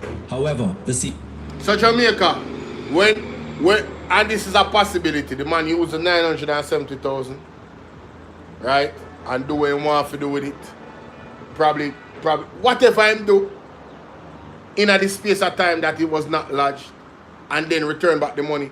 But whatever he did could potentially earn him double that money, triple that money.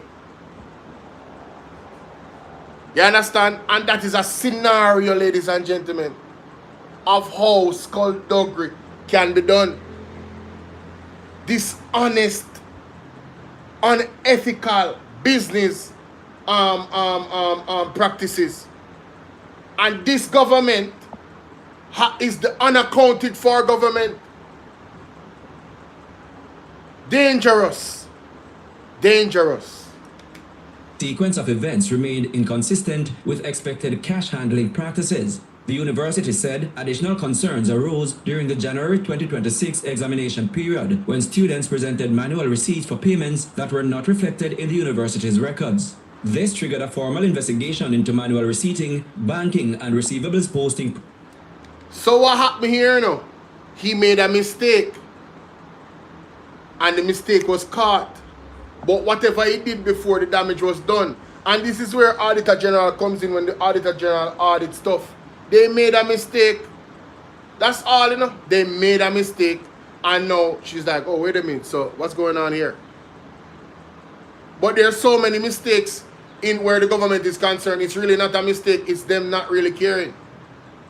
And then nothing really happens, right? In the Ministry of Health, that individual just walked away in the sunset and was never charged. No criminal charges. So we have these people working in such a way, ladies and gentlemen, that they are so skillful and so good at what they're doing that they see the loopholes, use the loopholes, benefit from it, and then walk away scotch-free. And this is why the Integrity Commission is getting so much fight from the Andrew Holness-led administration. Because they are the anti-corruption agency that if they hold the government officials accountable, that particular accountability is going to trickle down to all the other minions that is connected to them or work for them.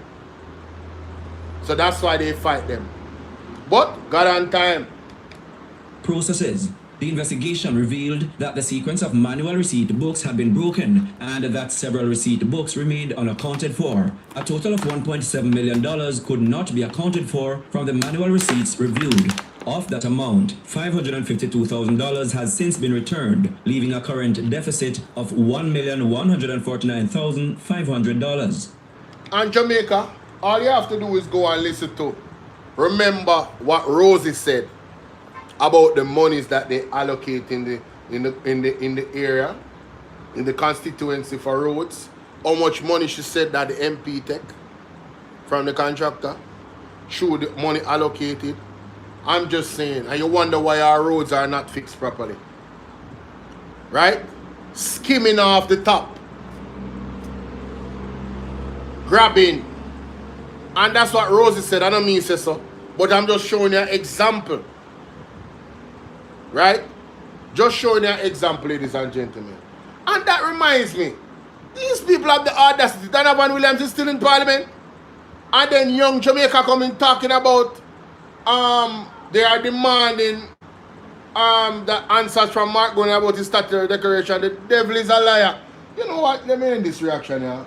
That's it, ladies and gentlemen. Let me know what you guys think. Alright? I can't say I never want to know. Can't say me never want to know. Selvanev, what you deal with? No more if you move to something else, ladies and gentlemen. You know, I don't think we highlight, or I don't think I highlight, let me speak about myself. I don't think I highlight the People's National Party enough. I don't think so.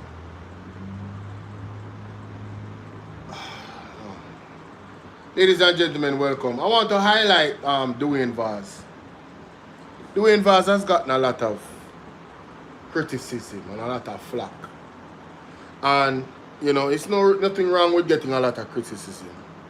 It's how you respond.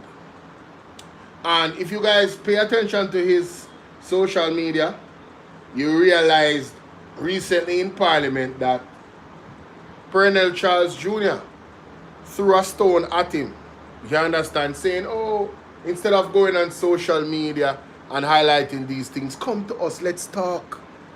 Ladies and gentlemen, the devil is another liar. Because Andrew Holness' approach when he was in opposition is to go directly to the media and burn out the People's National Party. You understand? For any little minor thing. And of course, Dwayne Vaz has been highlighting some major issues. Let's read. Last few days. And this is because of the Spark program has been all over the news in the last few days. And this is because of the deteriorating conditions across the roads in Jamaica. People have been asking what has been happening with the Spark program. From our perspective, the Spark program has not been delivering the results that we have expected. Why do a country go them in the background? But the amount of roads that have started since this announcement has been very minimal. In my own constituency, 10 roads were chosen through a consultation. Only 3 have started, but none is yet to be completed. Work orders have been issued for others, but yet the designs have not yet been done. The issue was complicated when the CEO highlighted to Jamaica that the roads were chosen before the estimates were actually calculated.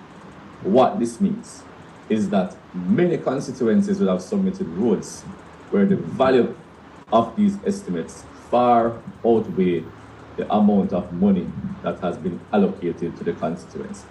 So for example, you would have heard Dr. Dayton Campbell complaining the other day because his total estimate is over $1 billion when the amount allocated to the constituency is only 300 million, which gives a shortfall of over 700 million. This is the same case in the amount of money that has been allocated to the constituency. So for example, you would have heard Dr. Dayton Campbell complaining the other day because his total estimate is over $1 billion when the amount allocated to the constituency is only 300 million, which gives a shortfall of over 700 million. This is the same case in many other constituencies across Jamaica. And it begs to highlight the deficiencies in the entire program because there is no way you can submit the roads that you're going to do before you set out an estimate, because the estimates have now outweighed what is actually allocated, which means that not all the roads that were selected in some constituencies will actually be able to be done in this phase of Spark. So the minister must take responsibility for what has happened, and they must correct it as they go forward. We have heard talks about phase 2 for Spark. We're still not clear on what is happening because what we understood from the beginning is that community roads will be done first and then main roads will be done after. The Spark allocation is also was set to be completed by a certain time. We're seeing in the budget where it should go up all the way until 2030. So there are lots of discrepancies in the program. There are a lot of differences in what the minister has said, differences in what the NWA has said. So what we're really calling for is some real clarity and some real solutions to the problems, because the people of Jamaica were very enthusiastic about the Spark program. They have now been disappointed because people are realizing that the Spark is really not sparking. Thank you for tuning in to Power Talk about this. See you again, same place, same time next week. One. Today,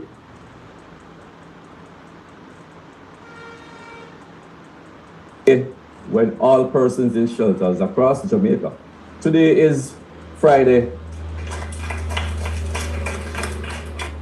Today is Friday, May 8th, the day when all persons in shelters across Jamaica should be moving to suitable location based on what the minister said.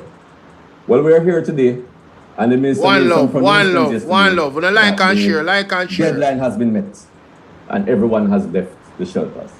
But what the minister is not telling you is that the promise that was made is for persons in the shelters at Petersfield to be relocated to suitable location at the site that we are standing right now. This is where the 50 houses are supposed to be put, where the government has said the houses are here in Jamaica. But as you can see, the only thing that has been done so far is about 6 bases have been built. No sewage put in, no water put in, so therefore the site is definitely not ready. This was a promise made by the minister to the residents that were staying at the Petersfield shelter. So they are disappointed again. So the pronouncements made are simply not true. Missed deadlines after missed deadlines is what we are seeing here at Petersfield as we speak right now. Even yesterday when the persons were being removed from the shelter, the place where they are being put was not ready. This was at the teacher's flat, the side of the school. The place was not cleaned up. No electricity was there. No water was there. The persons had to move by themselves, had to lift up the mattress and then head over to the place. They had to clean it up themselves. It's actually when they were finished cleaning, that is when the fire truck came to assist. When they already got a power wash to clean up the place. So it showed that this was just a last minute decision. It was a hurried move to get the people out there because they wanted to say they met the deadline.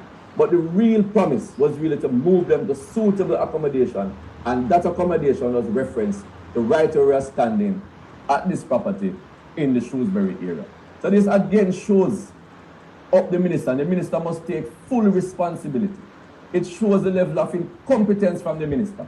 And I'm calling on the Prime Minister to step in right now and assist to ensure smooth transition for these people at the shelter so they can have dignity and pride in where they are staying.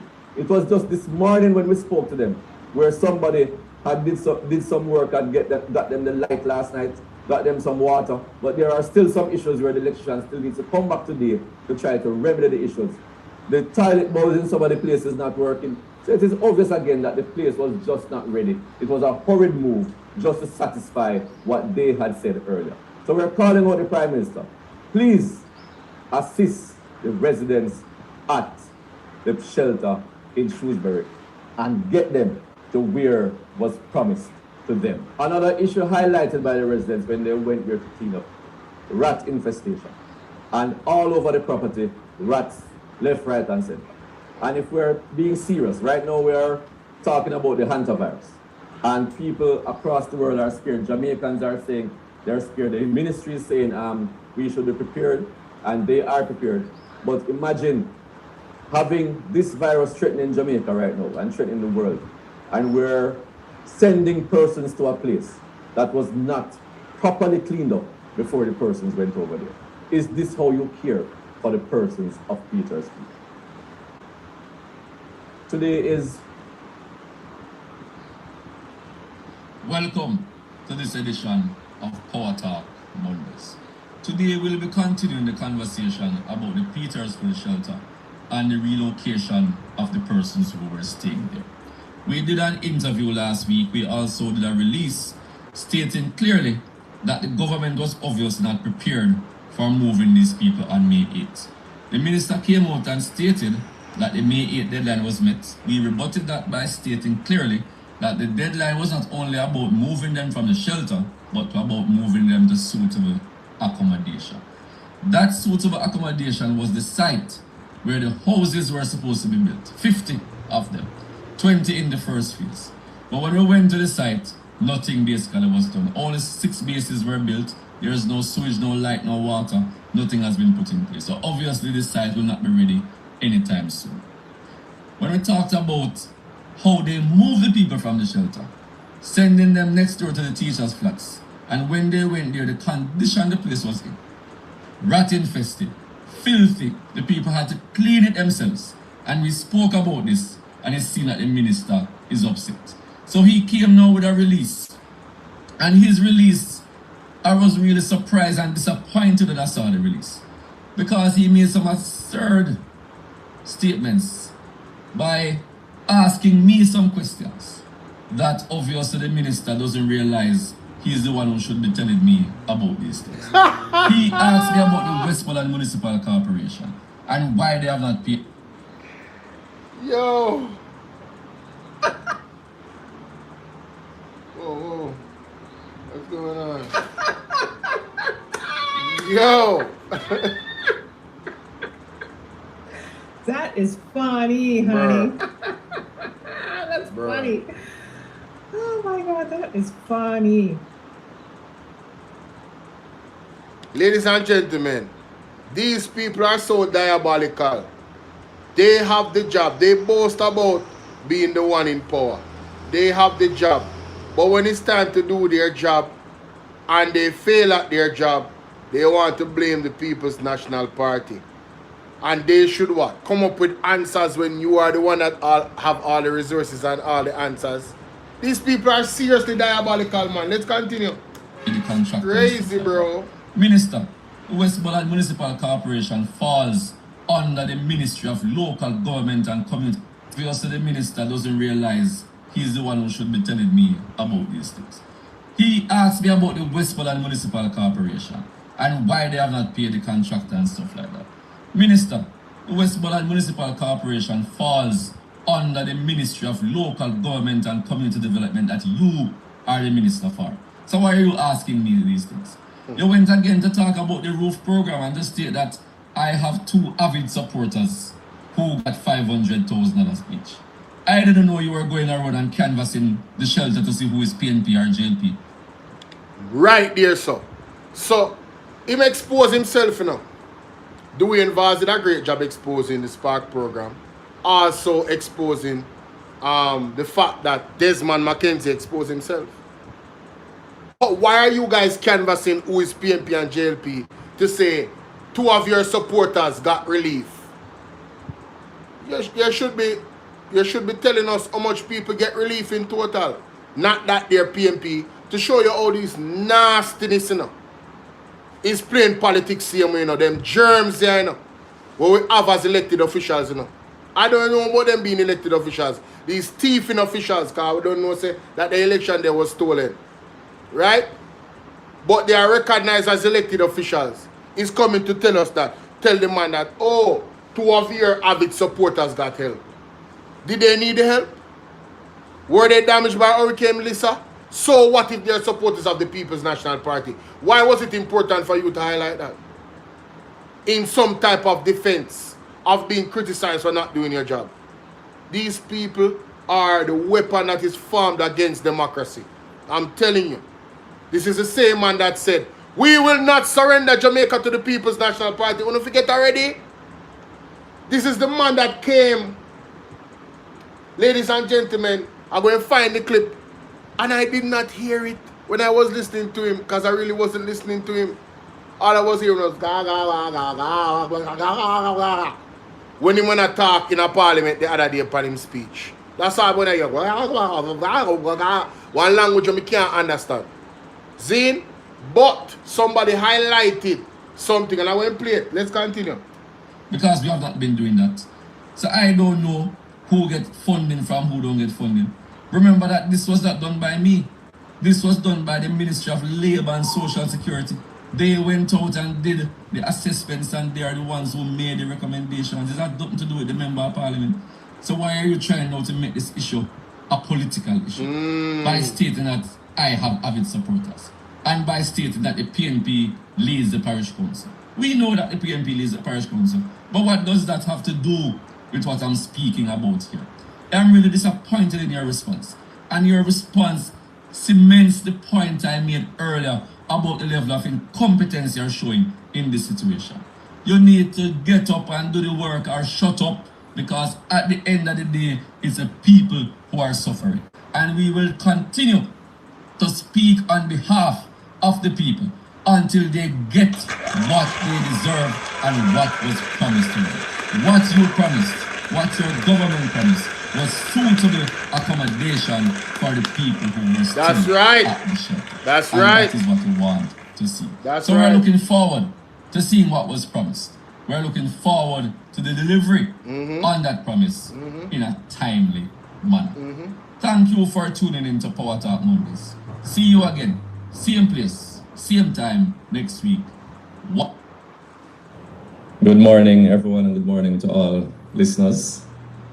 Let me begin by making it absolutely clear that the People's National Party is in no way or form trying to undermine the Spark program. What we're about is accountability and delivery. The people of Jamaica deserve to see real, measurable outcomes and not shifting narratives. And what we have been seeing since the Spark program was announced, continuous shifting narratives and delayed outcomes. So we really need real answers as to what is really happening.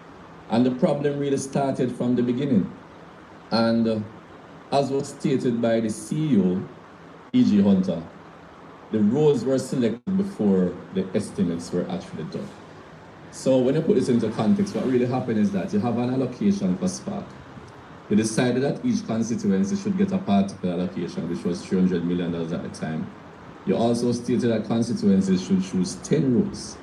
So when the roads were selected, what should have been done, the estimates should have been done at that point in time. So some priority could have been put in place. A person could know exactly what was happening and how many roads could actually realistically be done. And what could have happened from then is that persons would have chosen roads that could have fit into the particular budget. But what we're seeing now, we're seeing constituencies, for example, in Eastern Westmoreland, where Dr. Dayton Campbell spoke of earlier, was that his roads, the total cost was actually over $1 billion. But the allocation was 300, which means he has a shortfall of 700, which now makes it difficult because now they have to prioritize as in how many roads of the 10 can actually be done.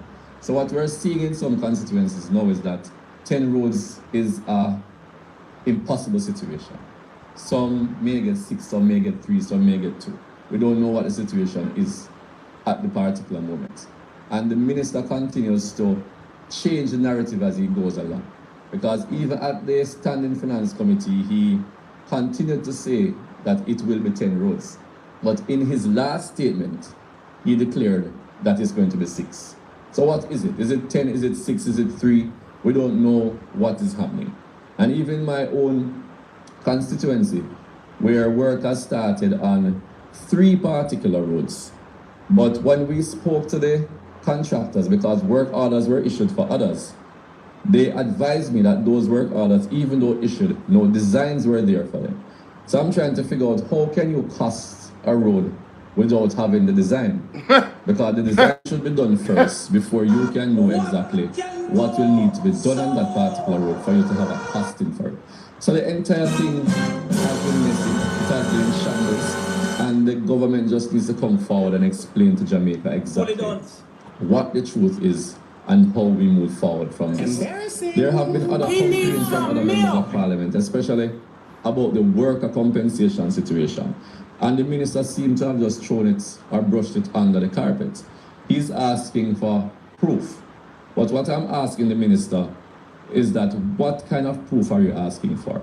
There is no formal system that these persons are being paid through. So they don't get pay slips. They don't get direct deposits to their account. Most of these persons are paid in cash. So I'm not sure what kind of proof the minister is asking for, but he cannot just throw it under the carpet because these are legitimate claims. And remember, so Abka fits only one proof, ladies and gentlemen, when him knows that the people them get paid by cash. So when they make a complaint that they are not getting paid, it is the concern of the people them, right? You can't, what proof? There's no formal piece of paper like a stipend to say, see, it proves that I pay them. So you can't prove say you did pay them, and them can't prove say them get paid. So how we are going to move forward? You're not going, the people are saying they're not getting paid. So if they don't get paid, the work won't do. And then who suffers? You see what they do, Jamaica? Let's continue. You see, they lie by omission, you know. And them use craft. The government is a craft government. You understand? Let's continue.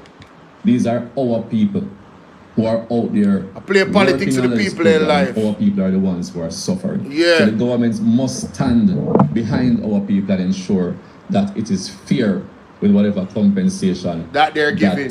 They are getting. That's right. In closing, I want to say the government continues to speak about politics anytime they're asked to be accountable. And I've noticed this trend from this minister. I've also noticed this recently from the Minister of Local Government, where whatever you ask for, they try to twist it to be politics. Well, we're not about politics when we're speaking of the people, because at the end of the day, we want to ensure that transparency is there, that we have proper accountability for the resources that are being spent, and we want the people of Jamaica to be the beneficiaries of whatever is done.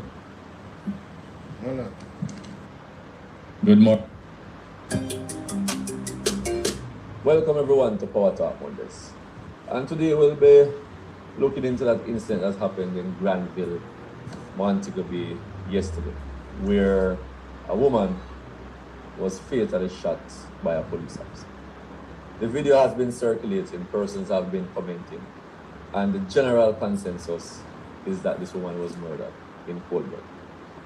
We don't know the conversation that was happening between the policeman and the woman, but based on the video evidence, I can see what would have led him to fire to kill in that particular instance. And it's really heart-wrenching because people are supposed to feel safe when the police comes around. And incidents like this causes the trust level between citizens and police to continue going down. It is already low. And for this to happen, it will continue to improve. And there's a major issue we're having in Jamaica when, yes, murders are going down, but police killings are continuously going up. And it really begs to wonder why this is really happening. And it is clear that not everyone who is being killed are persons of interest, are persons who are involved in criminal activities. Innocent people are being involved with what is happening. And it brings back a conversation where people are talking about body-worn cameras, because if there is nothing to hide when you're going into a combat situation, for example, or whatever situation, why would you not want to wear a body-worn camera? Make it make sense. The security minister has stated quite a few times that he does not think it is necessary, they should not wear it. But evidence continues to appear to show why they should wear it in order to increase the level of fairness whenever we have issues like this. And the people of Granville must be upset, must be disappointed in the actions of the police officer. And persons in Granville and Jamaica deserve justice, we deserve the truth. So we really want this situation to be thoroughly ventilated, where the process can take its course. They have already started the process, but we really want it to be done swiftly, so justice can be served. And as I said, by looking at the video, it does not look good. I can't make a conclusion as to exactly what happened, but what we're seeing on the video, it really does not look good. It looks like a serious case of unprofessionalism, first of all, by the police officer, because I can't see what was there for him to shoot, to kill, as was done in this particular instance. So persons in the police force, you have to understand that your duty is to serve and protect. And situations like this does not indicate that people can be comfortable with that motto, that you are serving and protecting. So people, what do you think? What do you think should happen? What do you think actually happened? Because, as I said, in my opinion, it really does not look good on the part of this police officer, on the part of the Jamaica Constabulary Force. Thank you for tuning in to our program today, and see you again same time next week. One love, one life. And I said Nesta Morgan. I said Apcaf it's endly, but it's Nesta Morgan, ladies and gentlemen. So Nesta Morgan with the Spark program. Desmond Mackenzie with the shelters. All of them need to be held accountable. And we are calling for the resignation of these people, you know. We're calling for the resignation of Andrew Wallace. All of them. This level of incompetence has to stop. You understand? Ministry of Labour. I'm sorry, I say so. It is an absolute pleasure to be here standing in. It is time for the word on the streets. And today's program will take a different twist from our normal word on the street programs, because the word on the street today, the actual word on the street, is about the solidarity program. The same program where persons were signing up to get that $20,000 one-off grant. Mighty What God. have we been hearing in the news now? People are asking every day, how comes they have not received this $20,000? We have not been able to give them the answers until now. Now we are realizing what has really happened. The government was supposed to spend $1 billion, but yet $770 million has gone back in the coffers of government for debt reduction. My Going back to the goodness. consolidated fund. So this means many people out there who were anticipating getting this one-off payment will not get it because the government has taken back this money, Wow. using lame excuses that they did not get the desired registration. 18,000 people they said registered, only 11,000 will apply. But yet the program was designed to register 50,000 people. So how comes you're saying now only 18,000 applicants came in?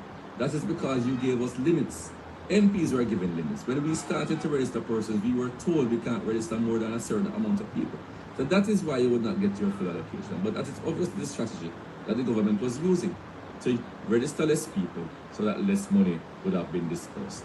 People, you need to really look at what is happening with this government.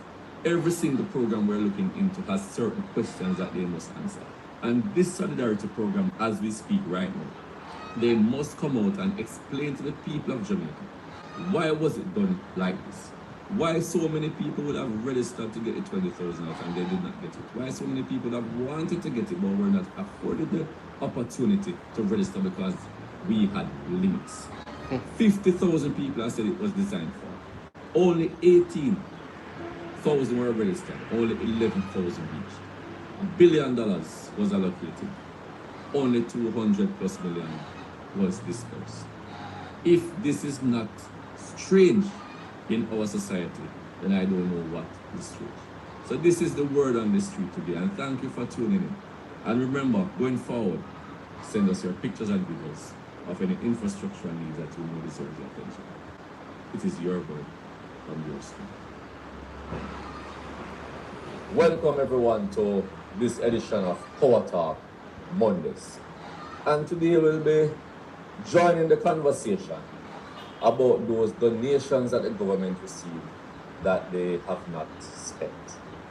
And it's really disturbing because when I think about how many persons are here suffering, mighty God, months after Hurricane Melissa. Talk true. A lot of them don't have any place to sleep, no decent shelter. But yet we are hearing that the majority of the nations that came into this country have still not been spent.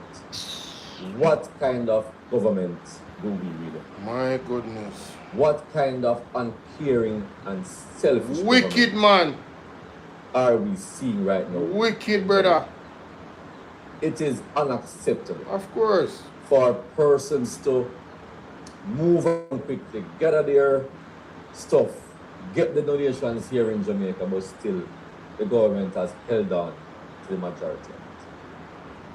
This cannot be anybody with a clear conscience and a clean heart. True. Because people out there really need the help, brother. What will happen again to persons who want to assist and know what is happening in Jamaica? This will definitely deter people from wanting to contribute if they think their contribution will not reach to the people that it is supposed to. So we're calling on the government again. The resources that you collected for the people of Jamaica, use them. Please let them happen. Let them get it. It must be able to reach them quickly and transparent. If the intention was to do this, I am sure it would have happened. All right. Jamaica, it is for you to decide what you think is happening with this one. Thank you for tuning in. Boy, I'm glad to me I do that reaction because this brother not get enough credit in a pilot. Good night. Vian, how you doing?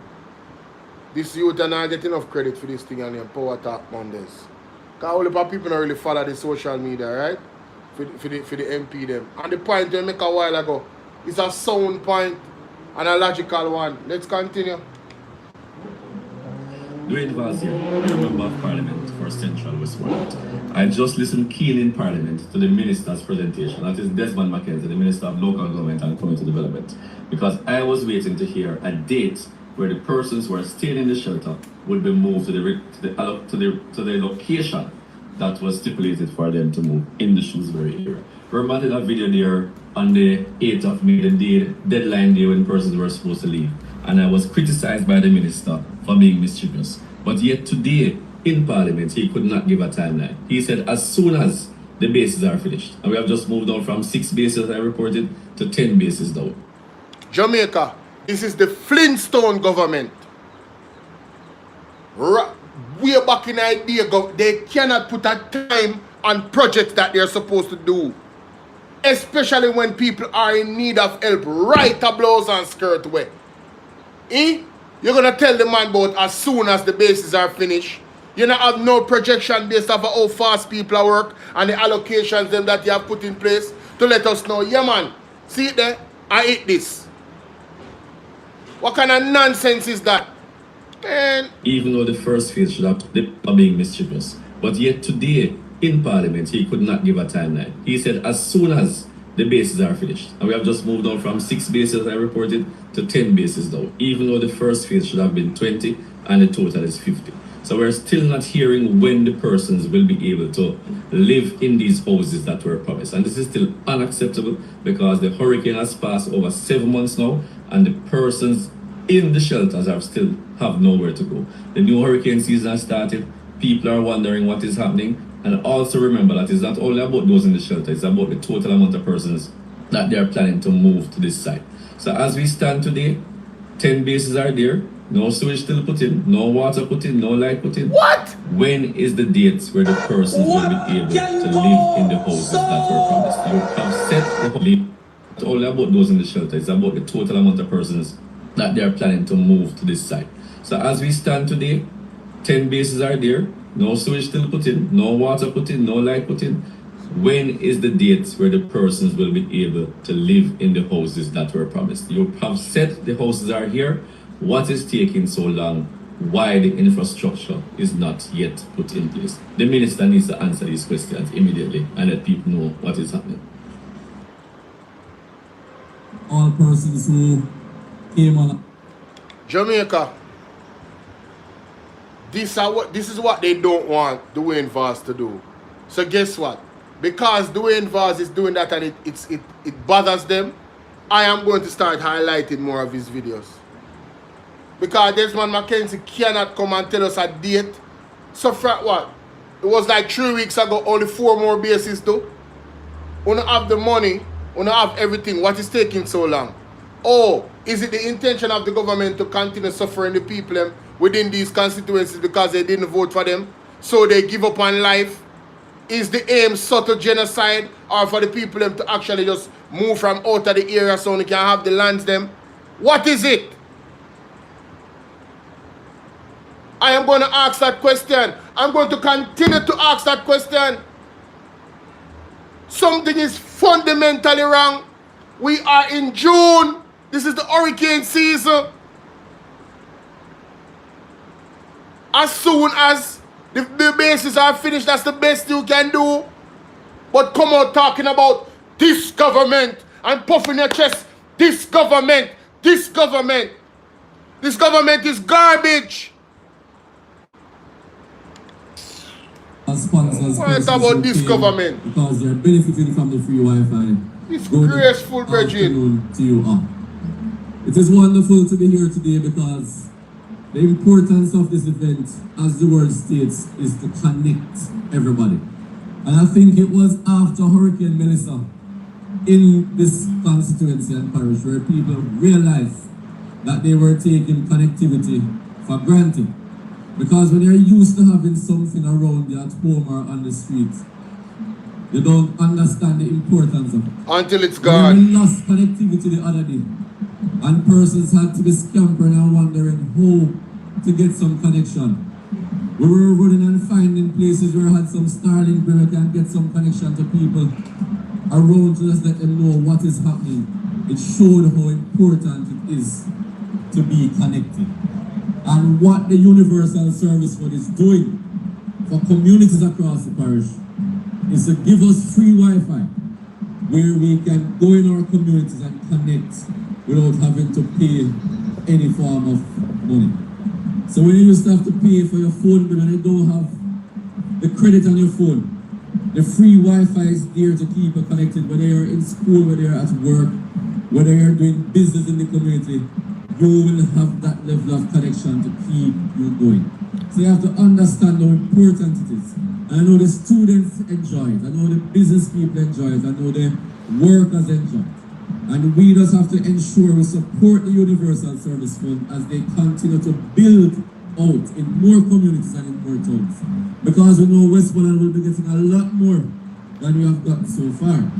And I'm banking on the CEO, who is my Bridget Charlton, to ensure that every nook and cranny across the parish of Westmoreland becomes connected, because we understand the importance of keeping the connection with the residents across the constituency. So thank you again for having me, and we look forward to whatever we have to offer today, because we know that this is very important, and we know that we'll continue to build from strength to strength as we get back Westmoreland to where we know it should be. I thank you very much.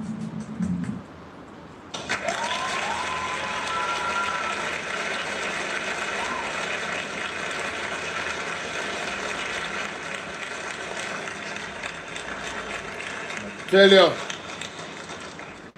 man, I do an excellent job, man. Big up Mr. Dwayne Vaz, you know. 1 second on my side. 1 second. Ooh, Lord of mercy. Where there? Here it is. Alright, so something what I need to find. I don't know.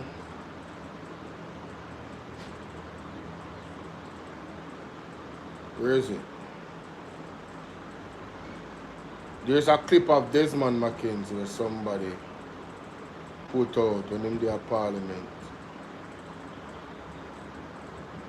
I wonder if I this a phone I dip on. I search for that clip there and I want it to know. Desmond McKenzie say PMP we must work together and what? PMP when they become government in 2040. I say, Kuya. That's why more the People's National Party continue to apply the pressure on behalf of the people. Don't ease up. Don't. Me no business what the JLP wants to say, brother. Me want to know if it turn up his stove on them blouse and skirt. Because them are wicked. See it out, me find it. Me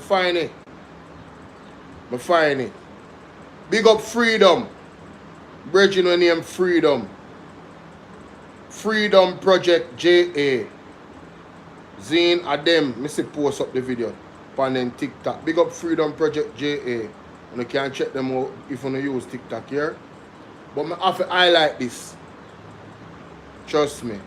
I couldn't. And guys, you guys need to subscribe to all of my channels, you know. All of them. Bolo Tbv, Bolo VNR, especially Bolo VNR and Bolo Tbv. I need you guys to go and subscribe to those channels. I want to get the subscription up. A lot of the times, because I'm having notification issues, ladies and gentlemen, in terms of persons that are subscribed to me not getting notifications, I really need you guys to subscribe to every single channel so I can mitigate or eliminate most of that problem. You understand? And for the persons that watch me, liking and sharing the video, it is everything. Given the challenge that is happening with the channel. Every day people subscribe, but for some reason they don't get notifications, and I can't do nothing about it more than what I'm doing. You understand? I pray about it, all of these things. Right? I can't do nothing else about it, ladies and gentlemen. Right? I don't know what they're using. I don't know if they're using them technology. I don't know what them are doing. You understand? And the way how I see things going, right? Because I'm observing other channels, and I'm seeing where those channels are also subtly being, you know? Yeah, so I'm telling you, man, it's crazy. It's crazy. You can't see the numbers. I'm not going to name no channel, but you can't see the numbers is dipping. You can't see the numbers is dipping, ladies and gentlemen. All right? So, yes, my side. So, I found the Desmond McKenzie clip. The audacity of this man. 1 second. The audacity of this man. Yeah, I could. Me like when me find the thing that I'm referencing. See it, yeah?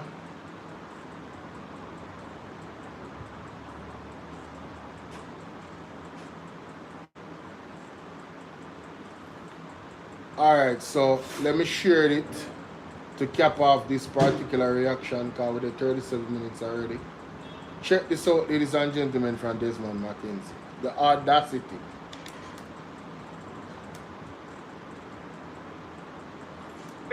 Remember last week speaking about increasing the fines and doing all that necessary. Yes, that is good, but the country needs to have a social call on the scale of how we are disposing of garbage. And I'm using this presentation today to ask us to put aside our political differences and let us unite and campaign in making Jamaica a cleaner and a better country. Because if you understand eventually by 2040 to become the government, 2040. And let me say this, I already remember last week, presentation today to ask us to put aside our political differences and let us unite and campaign in making Jamaica a cleaner and a better country. Because if you understand eventually by 2040 to become the government, 2040, you will still have the garbage problems. We need to unite on this one. And I call on members, not just in the political arena, but right across Jamaica, for this consciousness of mind for us to be. So you heard that garbage, ladies and gentlemen. You heard that garbage.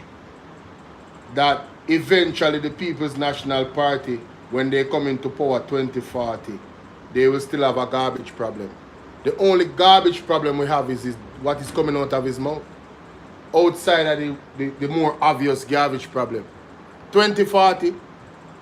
So on the things say God allow no for use on the systems on have in place for continue for thief election. And I mean say no, that's a thus saith the Lord. You understand? So the secrets of heart has been exposed as to how you guys continue to stay into power. But that chain shall be broken.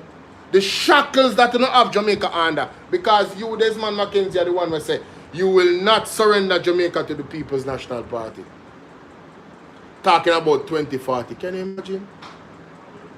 So him in a himself thinks that them have everything so locked, so confident that, let me see, 2030, 2 more terms? Lost him mind. The devil is a liar. Anyway, we just still want to share that with you upon that reaction and let me know what you think in the comment section. If you made it to the end of this reaction, you are the boss. Big up yourself, yeah? Whole heap of love. Yeah, man, the people who watch your whole live video, them, we have to give them props now. Anyway, yes, just remember, I wanted to share this clip.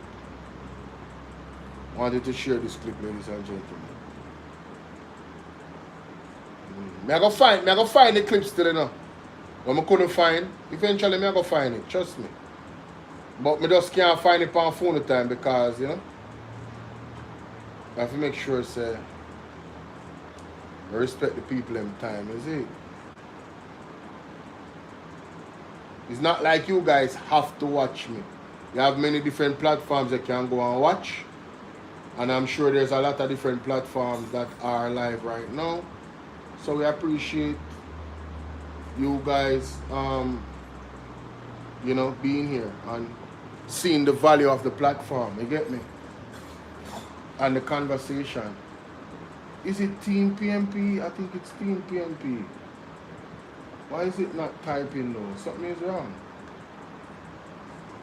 Let me refresh it.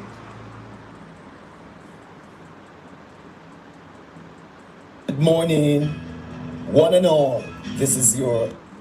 Let me have to refresh it because I don't know what's happening. Team PMP. There's another video that was posted on Team PMP. Is it this one? That you've been expressing. This so in the context of No, I don't. I went over that already. That's not the one. I think this is the one. Video. Yeah, I think this is the one. but given the concern that you've been expressing, this so in the context of the projects we've heard announced from government in terms of infrastructure work, in terms of housing, in terms of relief, has there been, what should I say, a real attempt at engaging government on the concern? My major issue, my issue with NARA, as I was saying to a few of the government members, we don't oppose to the NARA legislation. You know. We're asking for certain safeguards within the legislation, and I'm asking for certain components that I think are missing. For example, I'm not seeing anywhere in the legislation that it speaks about putting back houses in place for these persons that I have within the constituency that are currently homeless, that have to be relying on the benevolence of others. I've not seen anything in there to address those issues. I'm not seeing anything to say that we're going to do low-income houses and this is where we're going to do them. This is what we're going to do to ensure that we build them in a resilient way so that they're not at risk and vulnerable from even a Category 3 hurricane. The structures that people have been forced to rebuild. If you have a hurricane, even Category 1, we're going to have problems because they literally had to just make a makeshift thing so that they could get back some shelter above their heads. I don't think that is sufficient. So what's your frame of mind facing this hurricane season? Prayerful. I'm really hoping and praying that we will not have a hurricane because I do not think that the constituency will be able to manage it. And you, in one word? Praying for the best. Hoping that we don't have a hurricane. But if we do have that, by the grace of God, some miracle will happen and we'll be spared. Okay, and I think the entire Jamaica would agree with that. We certainly want Jamaica to be spared. You know, we do hear it's a below average season, but as we all know, it only takes one. So let's hope we don't even get that one. All right, gonna leave it there. We are out of time. God is not with this government, unfortunately. So not even prayer can help Jamaica. You remember good. And that's a thus saith the Lord. That's not Bolo. That's not me being a pessimist. That's me being a realist to the word of God. Ivan said, no Bolo. Him just tell upon himself. 20 years JLP could not fix garbage problem. Shame. You know, that's a great way to look at it. You just give me an idea how I like it. Me I go big up right now. Yes, I go big up right now. Let me go back to that video. That's an excellent point by Ivan. Man just tell about himself a while ago for real. Oh my God. Oh my God. Let me say this, I remember last week speaking up. He just told on himself. That's crazy. That's crazy. He sure told on himself. Man. Mighty God. Hold on there. That's it. Wonderful. Alright. People, remember, I'm the engineer now. I do everything at once when I'm doing my live on OBS. Everything. So sometimes it's not as, you know, but I think I work fast enough. There's other times when I'm searching for stuff and I multitask while I'm playing something, and you know, but yeah. Thank you for your patience, isn't it? Ladies and gentlemen, welcome to this one. This is going to be a short video, you know. I want to play something for you because Yvonne Green in the chat just highlighted something very significant. Listen to Desmond McKenzie. Let me say this, I remember last week speaking about increasing the fines and doing all that necessary. Yes, that is good. But the country needs to have a social call on the scale of how we are disposing of garbage. And I'm using this presentation today to ask us to put that. I'm sorry. I'm not sure if my microphone was on. So ladies and gentlemen, I'm doing a short video. I want you to listen to Desmond McKenzie real quick. Yeah, listen to this. Ivan Green just pointed out something. Listen to this. And let me say this, I already remember last week speaking about increasing the fines and doing all that necessary. Yes, that is good. But the country needs to have a social call on the scale of how we are disposing of garbage. And I'm using this presentation today to ask us to put aside our political differences and let us unite and campaign in making Jamaica a cleaner and a better country. Because if you understand eventually by 2040 become the government, 2040, you will still have the garbage problems. So you heard Desmond McKenzie, ladies and gentlemen. By 2040, they will still have the problems. They will still have the problems. So he's saying that as a government, and Ivan Green pointed this out, as a government, the JLP would be in power till 2040, and the same garbage problem will exist. So they need the People's National Party to hold their hand because they're incompetent enough. So he thought he was throwing shots at the People's National Party, but he's admitting that they are a failure. Man, this is some embarrassing stuff, bro. Lord of mercy. Hey.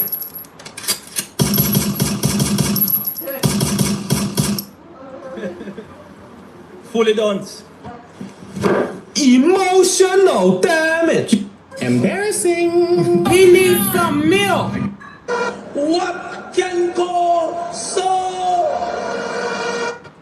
All of them. It don't matter if you Diddy or whoever you is. TG Jakes, any of them. All lies will be exposed. That's all. And anyone who takes that the wrong way, know why they take it the wrong way. Shout out to Yvonne Green in the chat. Is the light. Shout out to Yvonne Green in the chat, man. She just pointed that out and I said, you know what? I'm going to make a short video and post it on my TikTok and my YouTube. Desmond McKenzie just exposed himself and his government as a total failure and an incompetent government, because if the People's National Party don't join hands with them and hold their hands, they will not be able to fix the garbage problem in Jamaica. That is some sad stuff, bro. That is some sad stuff. Jamaica, y'all choose Jamaica. That's what y'all did. Y'all choose the Jamaica Labour Party. They didn't put the Jamaica Labour Party part about choosing Jamaica. Crazy, bro. Yo, man, listen, big up yourself, Ivan. I'm definitely posting that one. Anyway, moving right along. Let's continue. Share my screen again. Go to these. Go to these. Go to these. Go to these. Wait a minute. Wait a minute. Where is the clippings? Where did they go? Ah, there they go. Found them. Just not ready. The sentiments of some Westmoreland. We are just not ready. The sentiments of some Westmoreland residents as they contemplate on what lies ahead this hurricane season. Now we visited sections of eastern Westmoreland where the eye of Hurricane Melissa made landfall last year, and from all indications there's great anxiety among residents. Here's Kimberly Petty with that report. This is the lived reality for some residents in eastern Westmoreland, where the eye of the hurricane passed over just 7 months ago. From tarpaulins to tents, they are displaced. And with June 1 being the start of the hurricane season, many of them are worried. Forecasters are predicting a below-average hurricane season with a possibility of 8 to 14 named storms. Of those, 3 to 6 are forecast to become hurricanes, including 1 to 3 major hurricanes. But if any of these systems were to hit Jamaica, there are a group of residents in Westmoreland who are at risk of being in the same position, or even worse, than they were when Hurricane Melissa hit last year. This tent is where O'Brien Green, a resident of Belmont in Bluefields, calls home. This has been his new reality ever since Hurricane Melissa destroyed his house 7 months ago. Here he squeezes himself in as he showed us where he lays his head nightly. I'm going to come out and hit on the head. Tell me, I tap on it. I need the tree. Yeah. So I need some help. Carlton Lawson has been living in this board house for years, but Melissa's wrath has left it in a horrifying state, fallen doors, wrecked furniture, forcing him to live under his neighbor's cellar. Bad man, you're not going to like that. You know, so you'll have my place and I lose it. So at least, as I say, any assistant come up forward and I love it. I see it to that.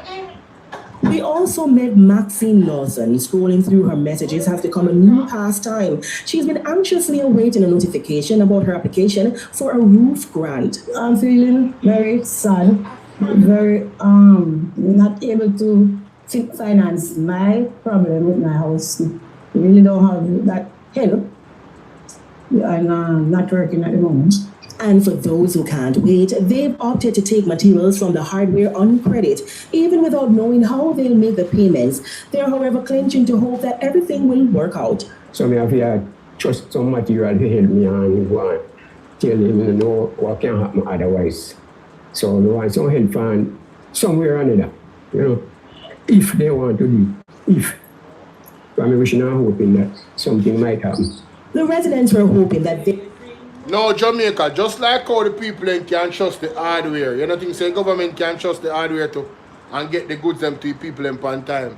Knowing say them have $1.44 billion sit down. Remember telling us Anna can tell man about bureaucracy. Hey, you see you I'm gonna do one next video. Cause them money piss me off, you know. I'm gonna do one next video. Them money piss me off. Jamaica, I have to do one next video, one next short video. Wanna listen to this? Something just come to me a while ago. The people in my Westmoreland, mighty God, them I got you. Wanna listen to this? Oh, I love it. I see it to God. Tap on it first. But I need the tree. Yeah. So I need some help. Carlton Lawson has been living in this board house for years, but Melissa's wrath has left it in a horrifying state, fallen doors, wrecked furniture, forcing him to live under his neighbor's cellar. Bad man, you're not going to like that. You know, so you'll have my place and I lose it. So at least, as I say, any assistant come up forward and I love it. I see it to God.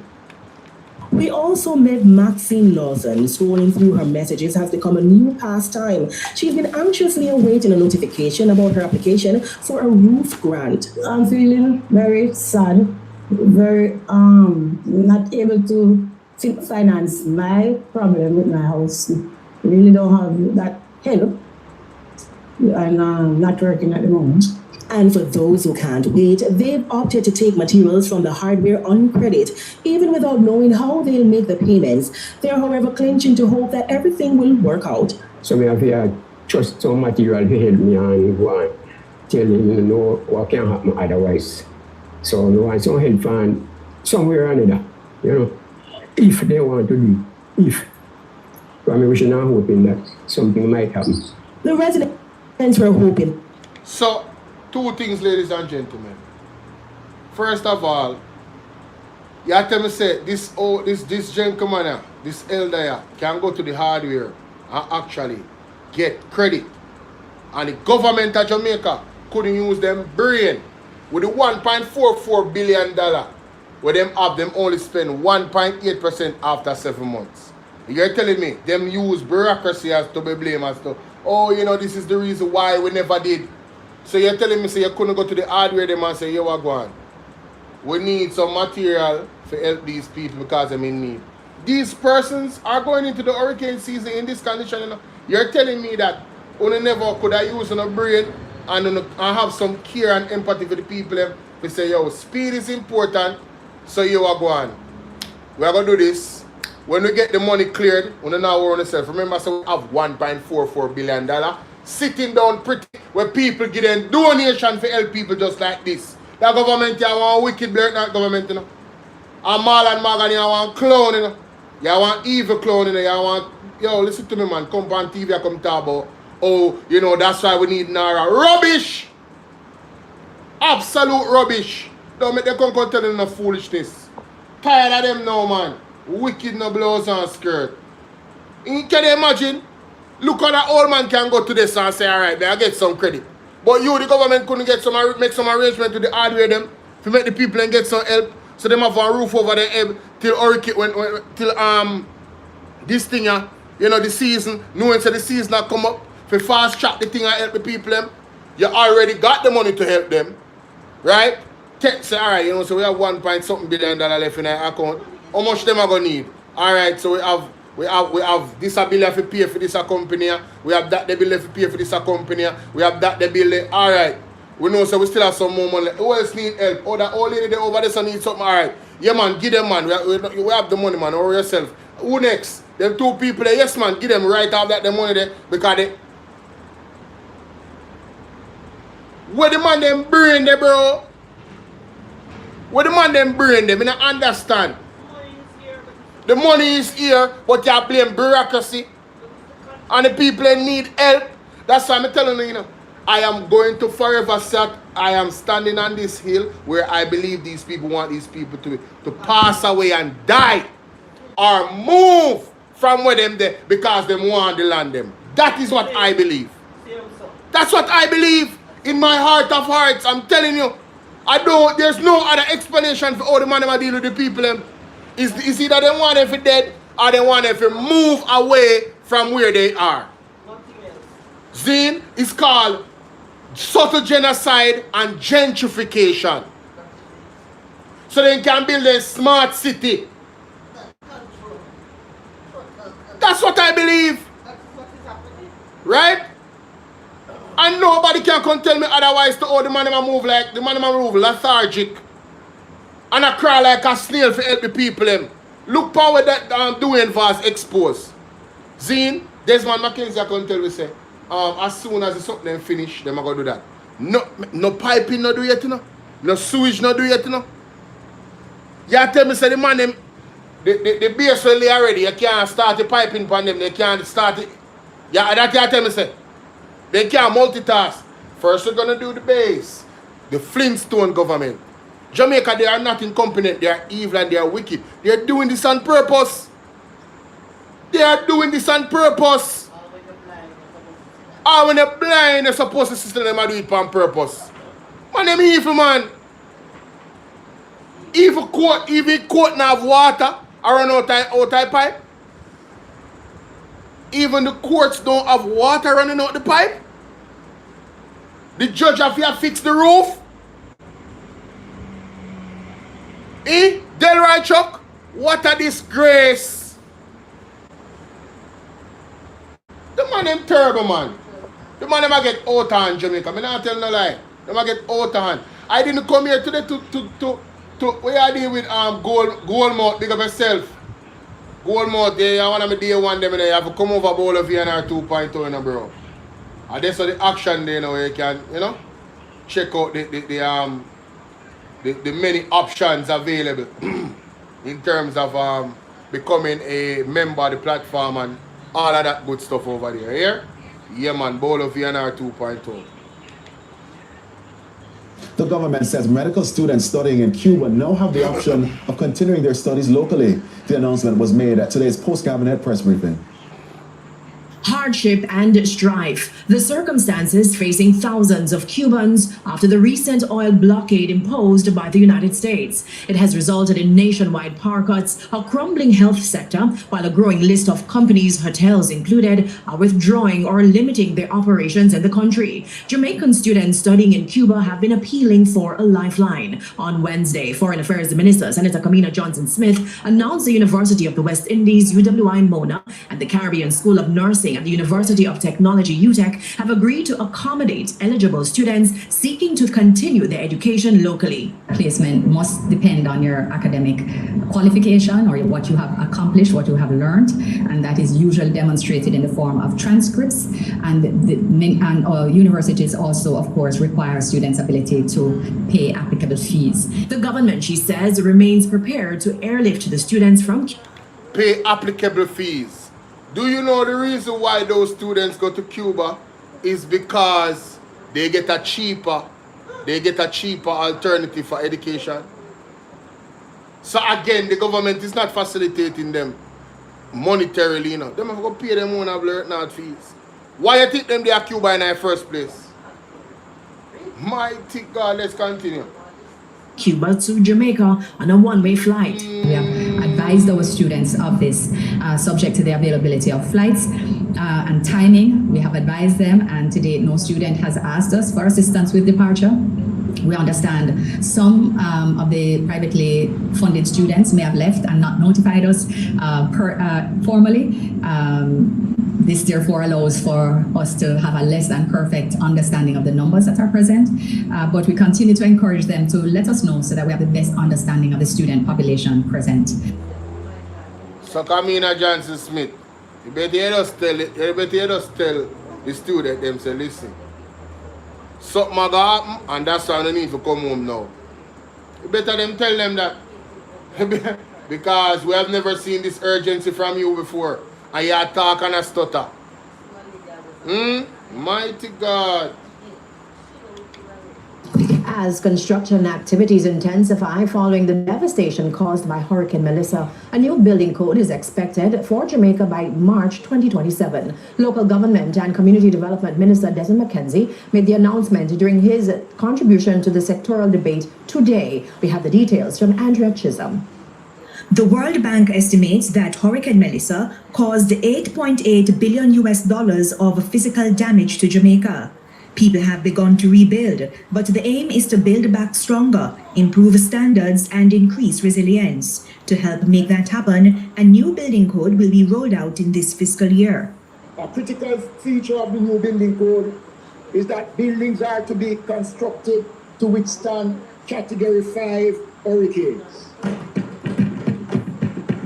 There will be stronger enforcement powers for municipal corporations, mandatory compliance checks and stricter penalties for illegal construction, especially in high-risk zones, Madam Speaker. More building officers will be employed as the Finance Ministry has approved the revised establishment. Between January and March this year, close to 1,400 building applications were submitted, valuing $68.8 billion.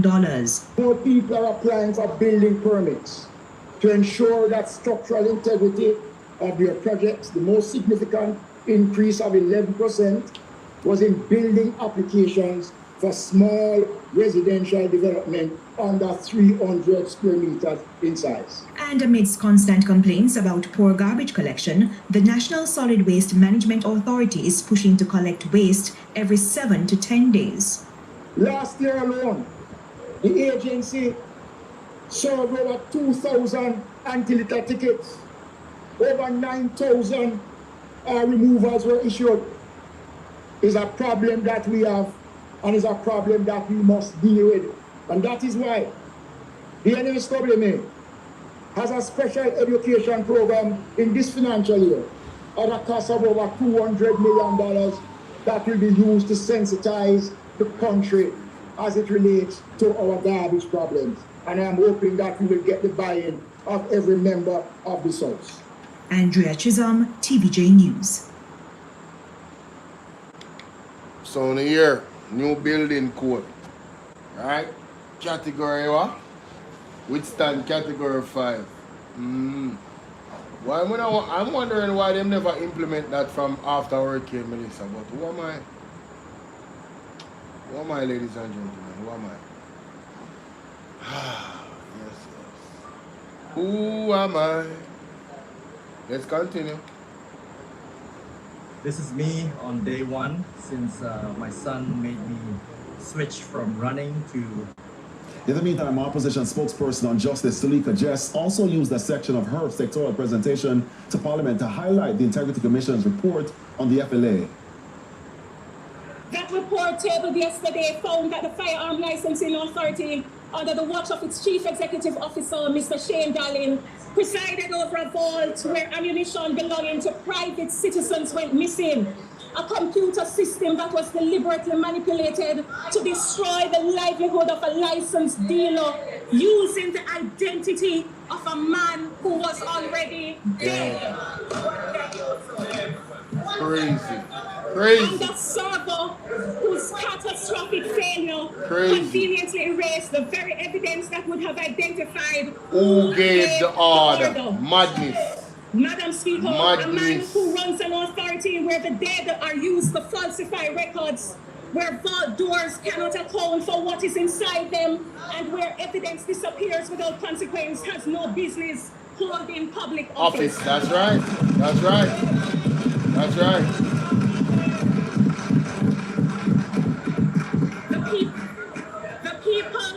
The People's National Party therefore calls unequivocally and without reservation for Mr. Shane Darling to resign immediately. Without fear or favor, we are called upon Shane Darling to resign immediately. And it's not going to be a 9-day wonder. It's not a done business. The FID president, Andrew Wonis Bridging, now this brother Shane Darling, when me hear say him run for office 2 times for the Jamaica Labour Party in some councillor level, and then this come up on him profile. No man. Enough I Labour right them now, man. Some people need to start our prison and get locked up. Enough of them now, man. Them are going to bad Jamaica. Them are tear down the very reputation of the country just by being in office.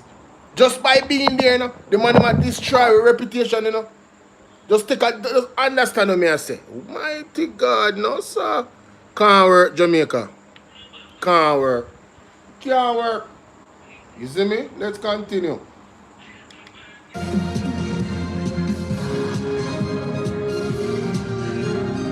There are some serious topics, man. Welcome back to Primetime News. And a special welcome once again to our viewers on TVJ International in the Cayman Islands and online at onespotmedia.com. We begin this evening with a Primetime News follow-up. The People's National Party is demanding the immediate resignation of the Chief Executive Officer of the Firearm Licensing Authority, Shane Darling. The opposition is also calling for an independent investigation into all matters identified in the Integrity Commission report, which was tabled in Parliament yesterday. We have the details in this report. The Integrity Commission's report into the operations of the Firearm Licensing Authority highlighted serious weaknesses in inventory management and several discrepancies, including poor record keeping. It is for this reason the opposition People's National Party believes FLA CEO Shane Darling must go. The investigation confirms a fundamental breakdown of law, of order, and public trust at the very agency responsible for regulating deadly weapons in Jamaica. No head of entity, in this case the CEO, who presides over falsified records, missing ammunition, and conveniently destroyed evidence, can remain in place. Pointing to the announcement by National Security Minister Dr. Horace Chang that the FLA is tightening its firearm and ammunition storage and operational procedures, the PNP argues that this response is wholly insufficient. Any attempt by this government to protect and preserve the CEO in his post will only serve to signal their own complicity in these confirmed failures that impacts the security of every single Jamaican. The PNP is also demanding a comprehensive and fully independent investigation into all matters identified in the Integrity Commission report, with findings made public. McKinsey Robinson, TVJ News.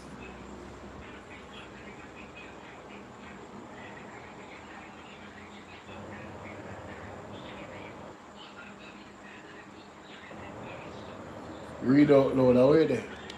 Away there. Oh. eGleaner Classifieds mobile apps. Sign in, subscribe now. Editorial Let Our Set Fares. Updated 16 hours ago, 3-minute read. Daryl Voss's announcement of a 2-stanza increase in bus and taxi fares was, in part, the the minister's attempt at an illusionist trick that made inevitable the frustration and cynicism that have been displayed by transport operators. The development again highlights the need for a new system outside the realm of political consideration or control for the determination and regulation of transportation fares. It also further underlines the recent suggestion by the Gleaner's editorial board that Minister Vaz move with urgency in drafting and publishing of his promised national transportation policy. The illusionist bit, the 16% hike in fares, which is to be implemented in 2 tranches. The first 8% came into force on June 2nd. The second portion will take effect on July 1st, is not new. It is over 2 years late, which is part of a pattern of how the government, across political administrations, has managed rate increases to private operators of public transportation. For instance, for 8 years, up to 2021, the island's bus and taxi operators did not receive an official fare increase. Any adjustments were of their own doing, to which the authorities largely turned a blind eye. In August of that year, transport operators were finally granted a 15% upward adjustment, with the understanding that another 10% would follow in 2022. The second tranche never came. 2 years later, in October 2023, the government approved a 35% fare hike, again to be introduced in 2 tranches. The first 19% took effect at the time of the announcement. The remaining 16% was to be implemented on April 1st, 2024, coinciding with the start of the new fiscal year. However, before the second adjustment happened, Transport Minister Vaz and the then Finance Minister, Nigel Clark, leaned on the operators of buses and taxis to hold strain. Dr. Clark argued that the freeze was necessary to contain inflation, then galloping at 10%, within the central bank's target of 4 to 6%. Transport operators grumbled but complied. Many intensified their cutting of corners. Fare reductions. And that's the problem with the Jamaican people them. You guys grumble, Winifred, big up yourself. You guys grumbled and then complied. And that's what the Jamaica Labour Party government banks on all the time. Yo, you see, in some places in the world, man. Some things the government go on with, this a government, they would never survive Jamaica. They couldn't live in the country if they were to deal with people in other countries the way how they deal with us here. Them have to run away. I tell you all the while, don't need to look on the other place them around the world, get acclimated to what is happening around the world with these other countries. Nobody now say, we don't go analyze nobody and them something, but we have to put on foot down. You are in a pressure cooker, ladies and gentlemen. You understand? I'm not fighting one of the people here as trying to stand up for the most vulnerable. The People's National Party is doing their job. And there's others on the internet doing their job. And here you come. Here you come, ladies and gentlemen, the ones that do. That attack people for trying to stand up for the most vulnerable. What is wrong with all of you that do that crazy stuff? I don't get it. Madness, man. Yet, at the same time, the administration implemented fare reductions of up to 50 per for buses operated by the government's Jamaica Urban Transit Company, JUTC, adding another 2 billion Jamaican dollars to the 11 billion Jamaican dollars that taxpayers... So now, them raise the bus fare for regular taxi, and then them carrying for them bus them now from the government and drop the fare them and send them on a certain route. I take on the business and I take on the livelihood, I think there was some protest about it and then them have to push that back. But it shows you the intent. Me say, this government is operating in such a way that you will have nothing. You will own nothing in Jamaica ever. Not even your own little business where you try. You go some babs, you spend the money, you got the car market, you take out one car, and you put it on the road and you take time pay for it. You won't even be able to do that to elevate yourself under this government. The way how they are moving. Mark my words. But them not have much time left, I gotta go deal with them, Yes, man. Me telling you all the while, the only reason why me calm, because I know say there's a God, Under normal circumstances, if there was no God, we would have to do something.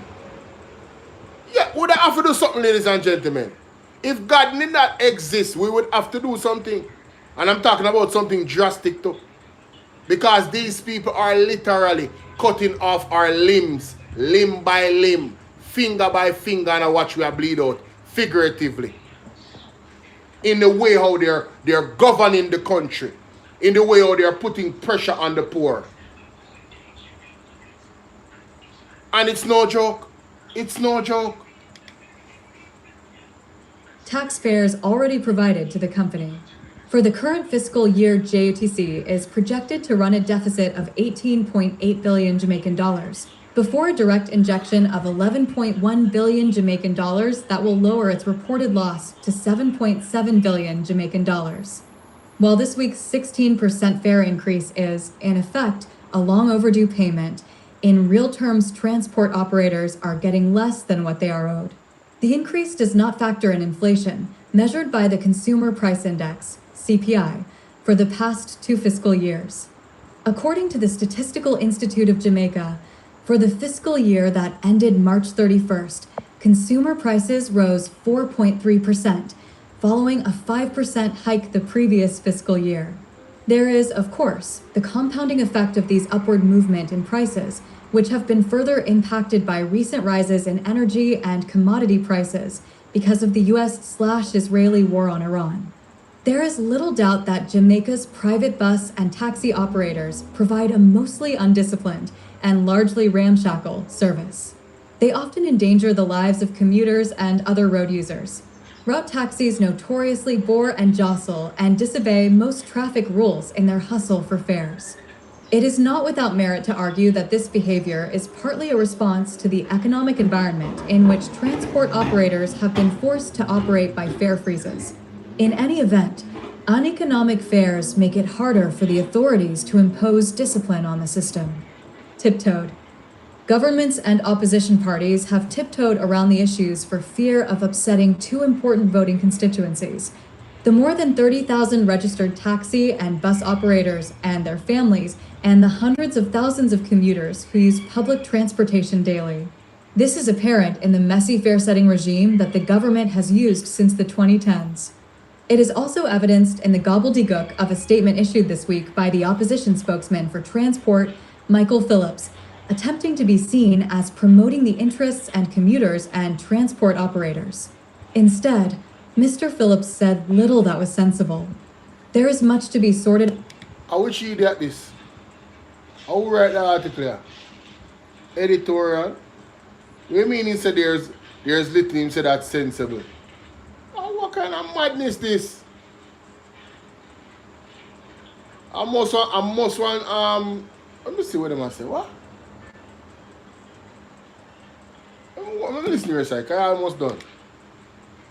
Sorted out in public transport, which makes Mr. Vaza's green paper urgent. In the meantime, to prevent or contain the political impulses that have propelled the freezes and reneging on commitments that have been features of recent fare adjustments, the fare-setting process should be returned to the Office of Utilities Regulation, OR, which should make rational adjustments based credible economic information within specified timeframes. If after our determination the government wishes to provide subsidies to transport operators on the basis that their service is a critical public good, then so be it. But asking private transport operators to subsidize commuters, which is the real effect of fare freezes, is not the way of markets. Popular News, March 2026. Marcia Skyers James. Yeah, let me look. I'm going to listen back to what Mr. Amanda said. What Mr. Michael Phillips said about this thing here with Daryl Vaz. Because this person say a nonsense in my talk. I could go listen.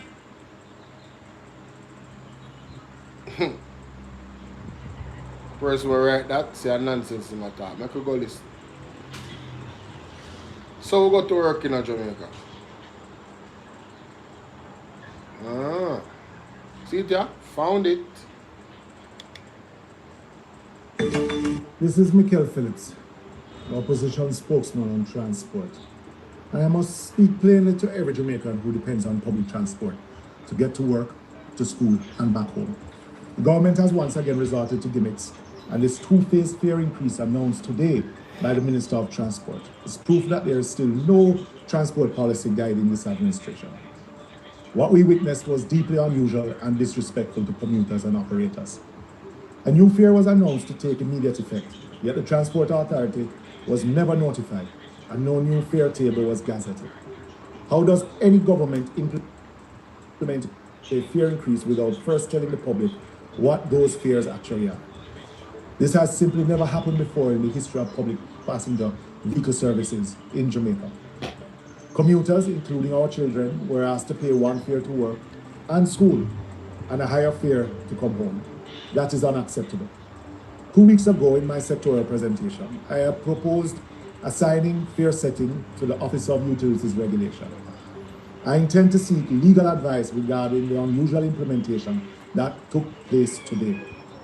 I'm also calling on government to conduct and publish an impact assessment of these new fares on travel costs across both the Kingston Metropolitan Transport Region and rural operations. Crawling fare increase brings only hardship, not only to the commuting public, but also to operators. Jamaicans deserve better. Visit our website at pnp.org.ja. So, where was the nonsense in what Mr. Phillips said? Want to see how them people in them media space expose themselves? Whoever name is attached to that article? Lame, bro. I don't see what you are, sis. I don't see what you talking about. I know say Horace Chang defends the FLA leadership amid the Integrity Commission report. Shameful. It tells you where we are, ladies and gentlemen. It tells you where we are. But I'm not going to go over that again. Civil Service Union press government to settle claims or risk further action. Let's look into this because I didn't get to read this article. eGleaner classifieds mobile apps. Sign in, subscribe now. Latest news, sports, business. Civil Service Union presses government to settle claims or risk further action. Updated 1 day ago, 1 minute read. The Jamaica Civil Service Association, JCSA, has warned that thousands of government workers could consider further action if issues related to traveling allowances and wage talks remain unresolved. Public servants cannot continue to shoulder rising costs while waiting indefinitely for the settlement of legitimate claims, President Tekka Clark-Griffith said. The union said it is urging the Ministry of Finance and the Public Service to immediately engage with the trade union movement to bring both the traveling allowance claim and the wage negotiations to a fair and timely conclusion. Failure to do so will only deepen dissatisfaction within the public service and may compel workers and their representatives to consider further action, the JCSA added, noting that the travel allowance claim has been before the government since 2024. What? The association represents more than 30,000 public sector workers. It said workers required to travel for their duties have been absorbing an unsustainable financial burden as commuting costs, vehicle maintenance, and transportation expenses have risen sharply during the period the claims have gone unresolved. The deteriorating condition of roadways has compounded the problem, the JCSA said, accelerating vehicle wear and tear and driving up out-of-pocket costs for affected workers. Separately, the union flagged the unresolved salary claim submitted by the Jamaica Confederation of Trade Unions, saying workers were still awaiting a satisfactory wage settlement at a time when inflation and the rising cost of living were eroding their purchasing power. The JCSA's warning lands against a backdrop of broader concern about the pace of public sector wage negotiations. The Independent Fiscal Commission, in its fiscal performance report released this week, flagged the persistent misalignment between wage negotiations and the budget cycle as a significant structural risk, noting that wages and salaries had climbed to 54.4% of tax revenue, up from 47.9% the previous year. The JCSA said it remained committed to constructive dialogue, but was equally resolute in defending its members' interests. The JCSA firmly maintains that public servants should not be expected to subsidize government services from their personal resources while waiting for legitimate claims to be settled, the association said. All right.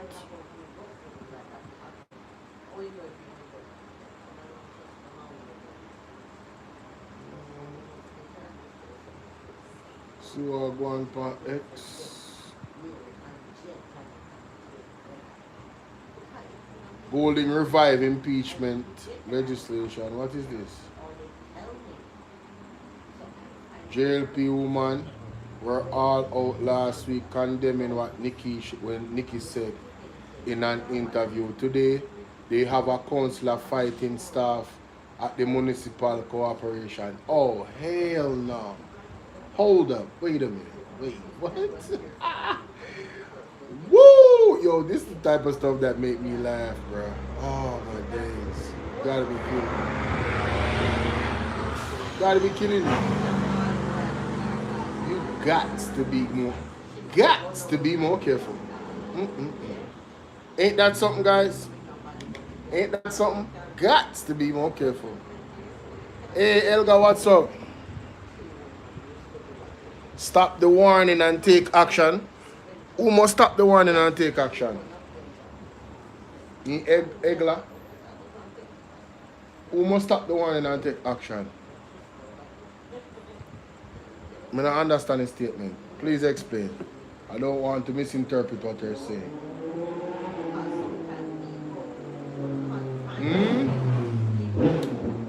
Who must stop the warning and take action? Please let me know. Please let me know. Let's see what I'm going on, so. 1 minute video.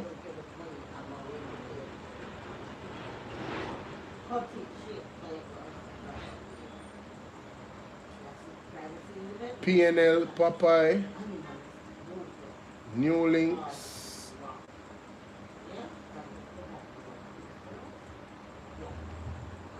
I wonder who this now. Whoa. Obviously there was a scuffle there. Some type of scuffle. Phone they are grown or upon decks or somewhere. More really upon that, so. But it's not safe. It's not safe at all, Jamaica. What is actually happening in this country? What is going on? What is going on? Alright, so let me remember so my microphone can pick up loud noises here. But now I just have to tell you careful what you say. Alright, so let me go to this now.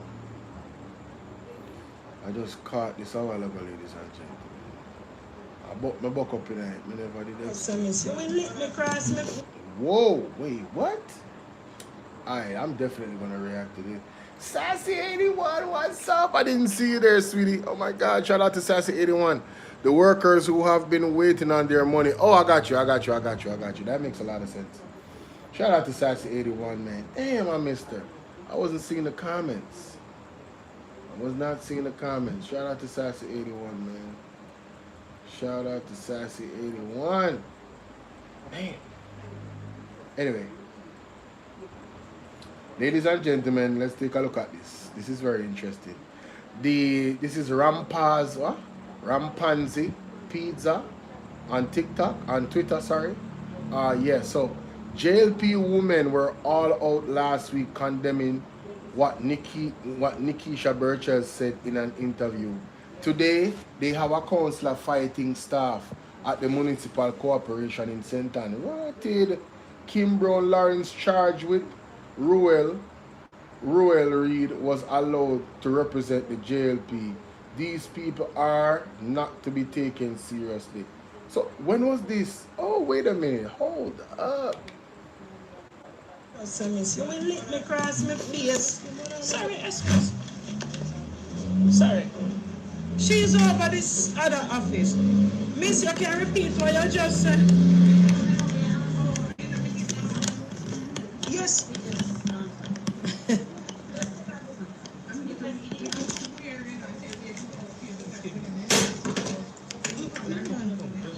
Oh, I want it. Yes. No, I don't know her. She come, she have a lick me across my face and teeth. I didn't hear. Oh! Let me check. Hey, we're done, man.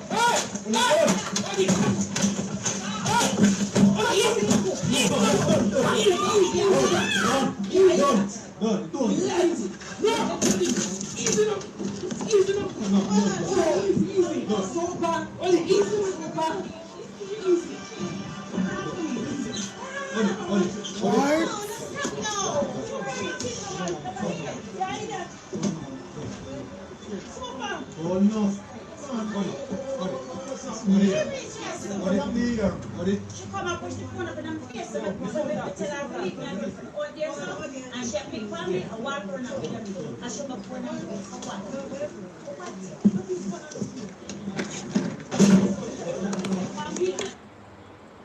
and So Kim Brown Lawrence get boxing her face with you allegedly.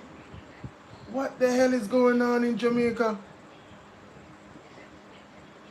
What can go so?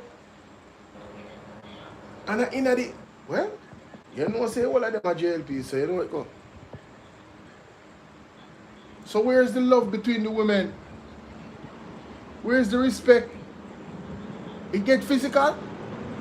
The audacity of you guys talking about Nikisha Burchell's statement and her opinion about the Speaker of the House, which was accurate, by the way. Mighty God. Jamaica, when you walk on, I can't go about my business here. Look more on my side. Look more. Alright? Big up on yourself. Mighty God. Later, yeah.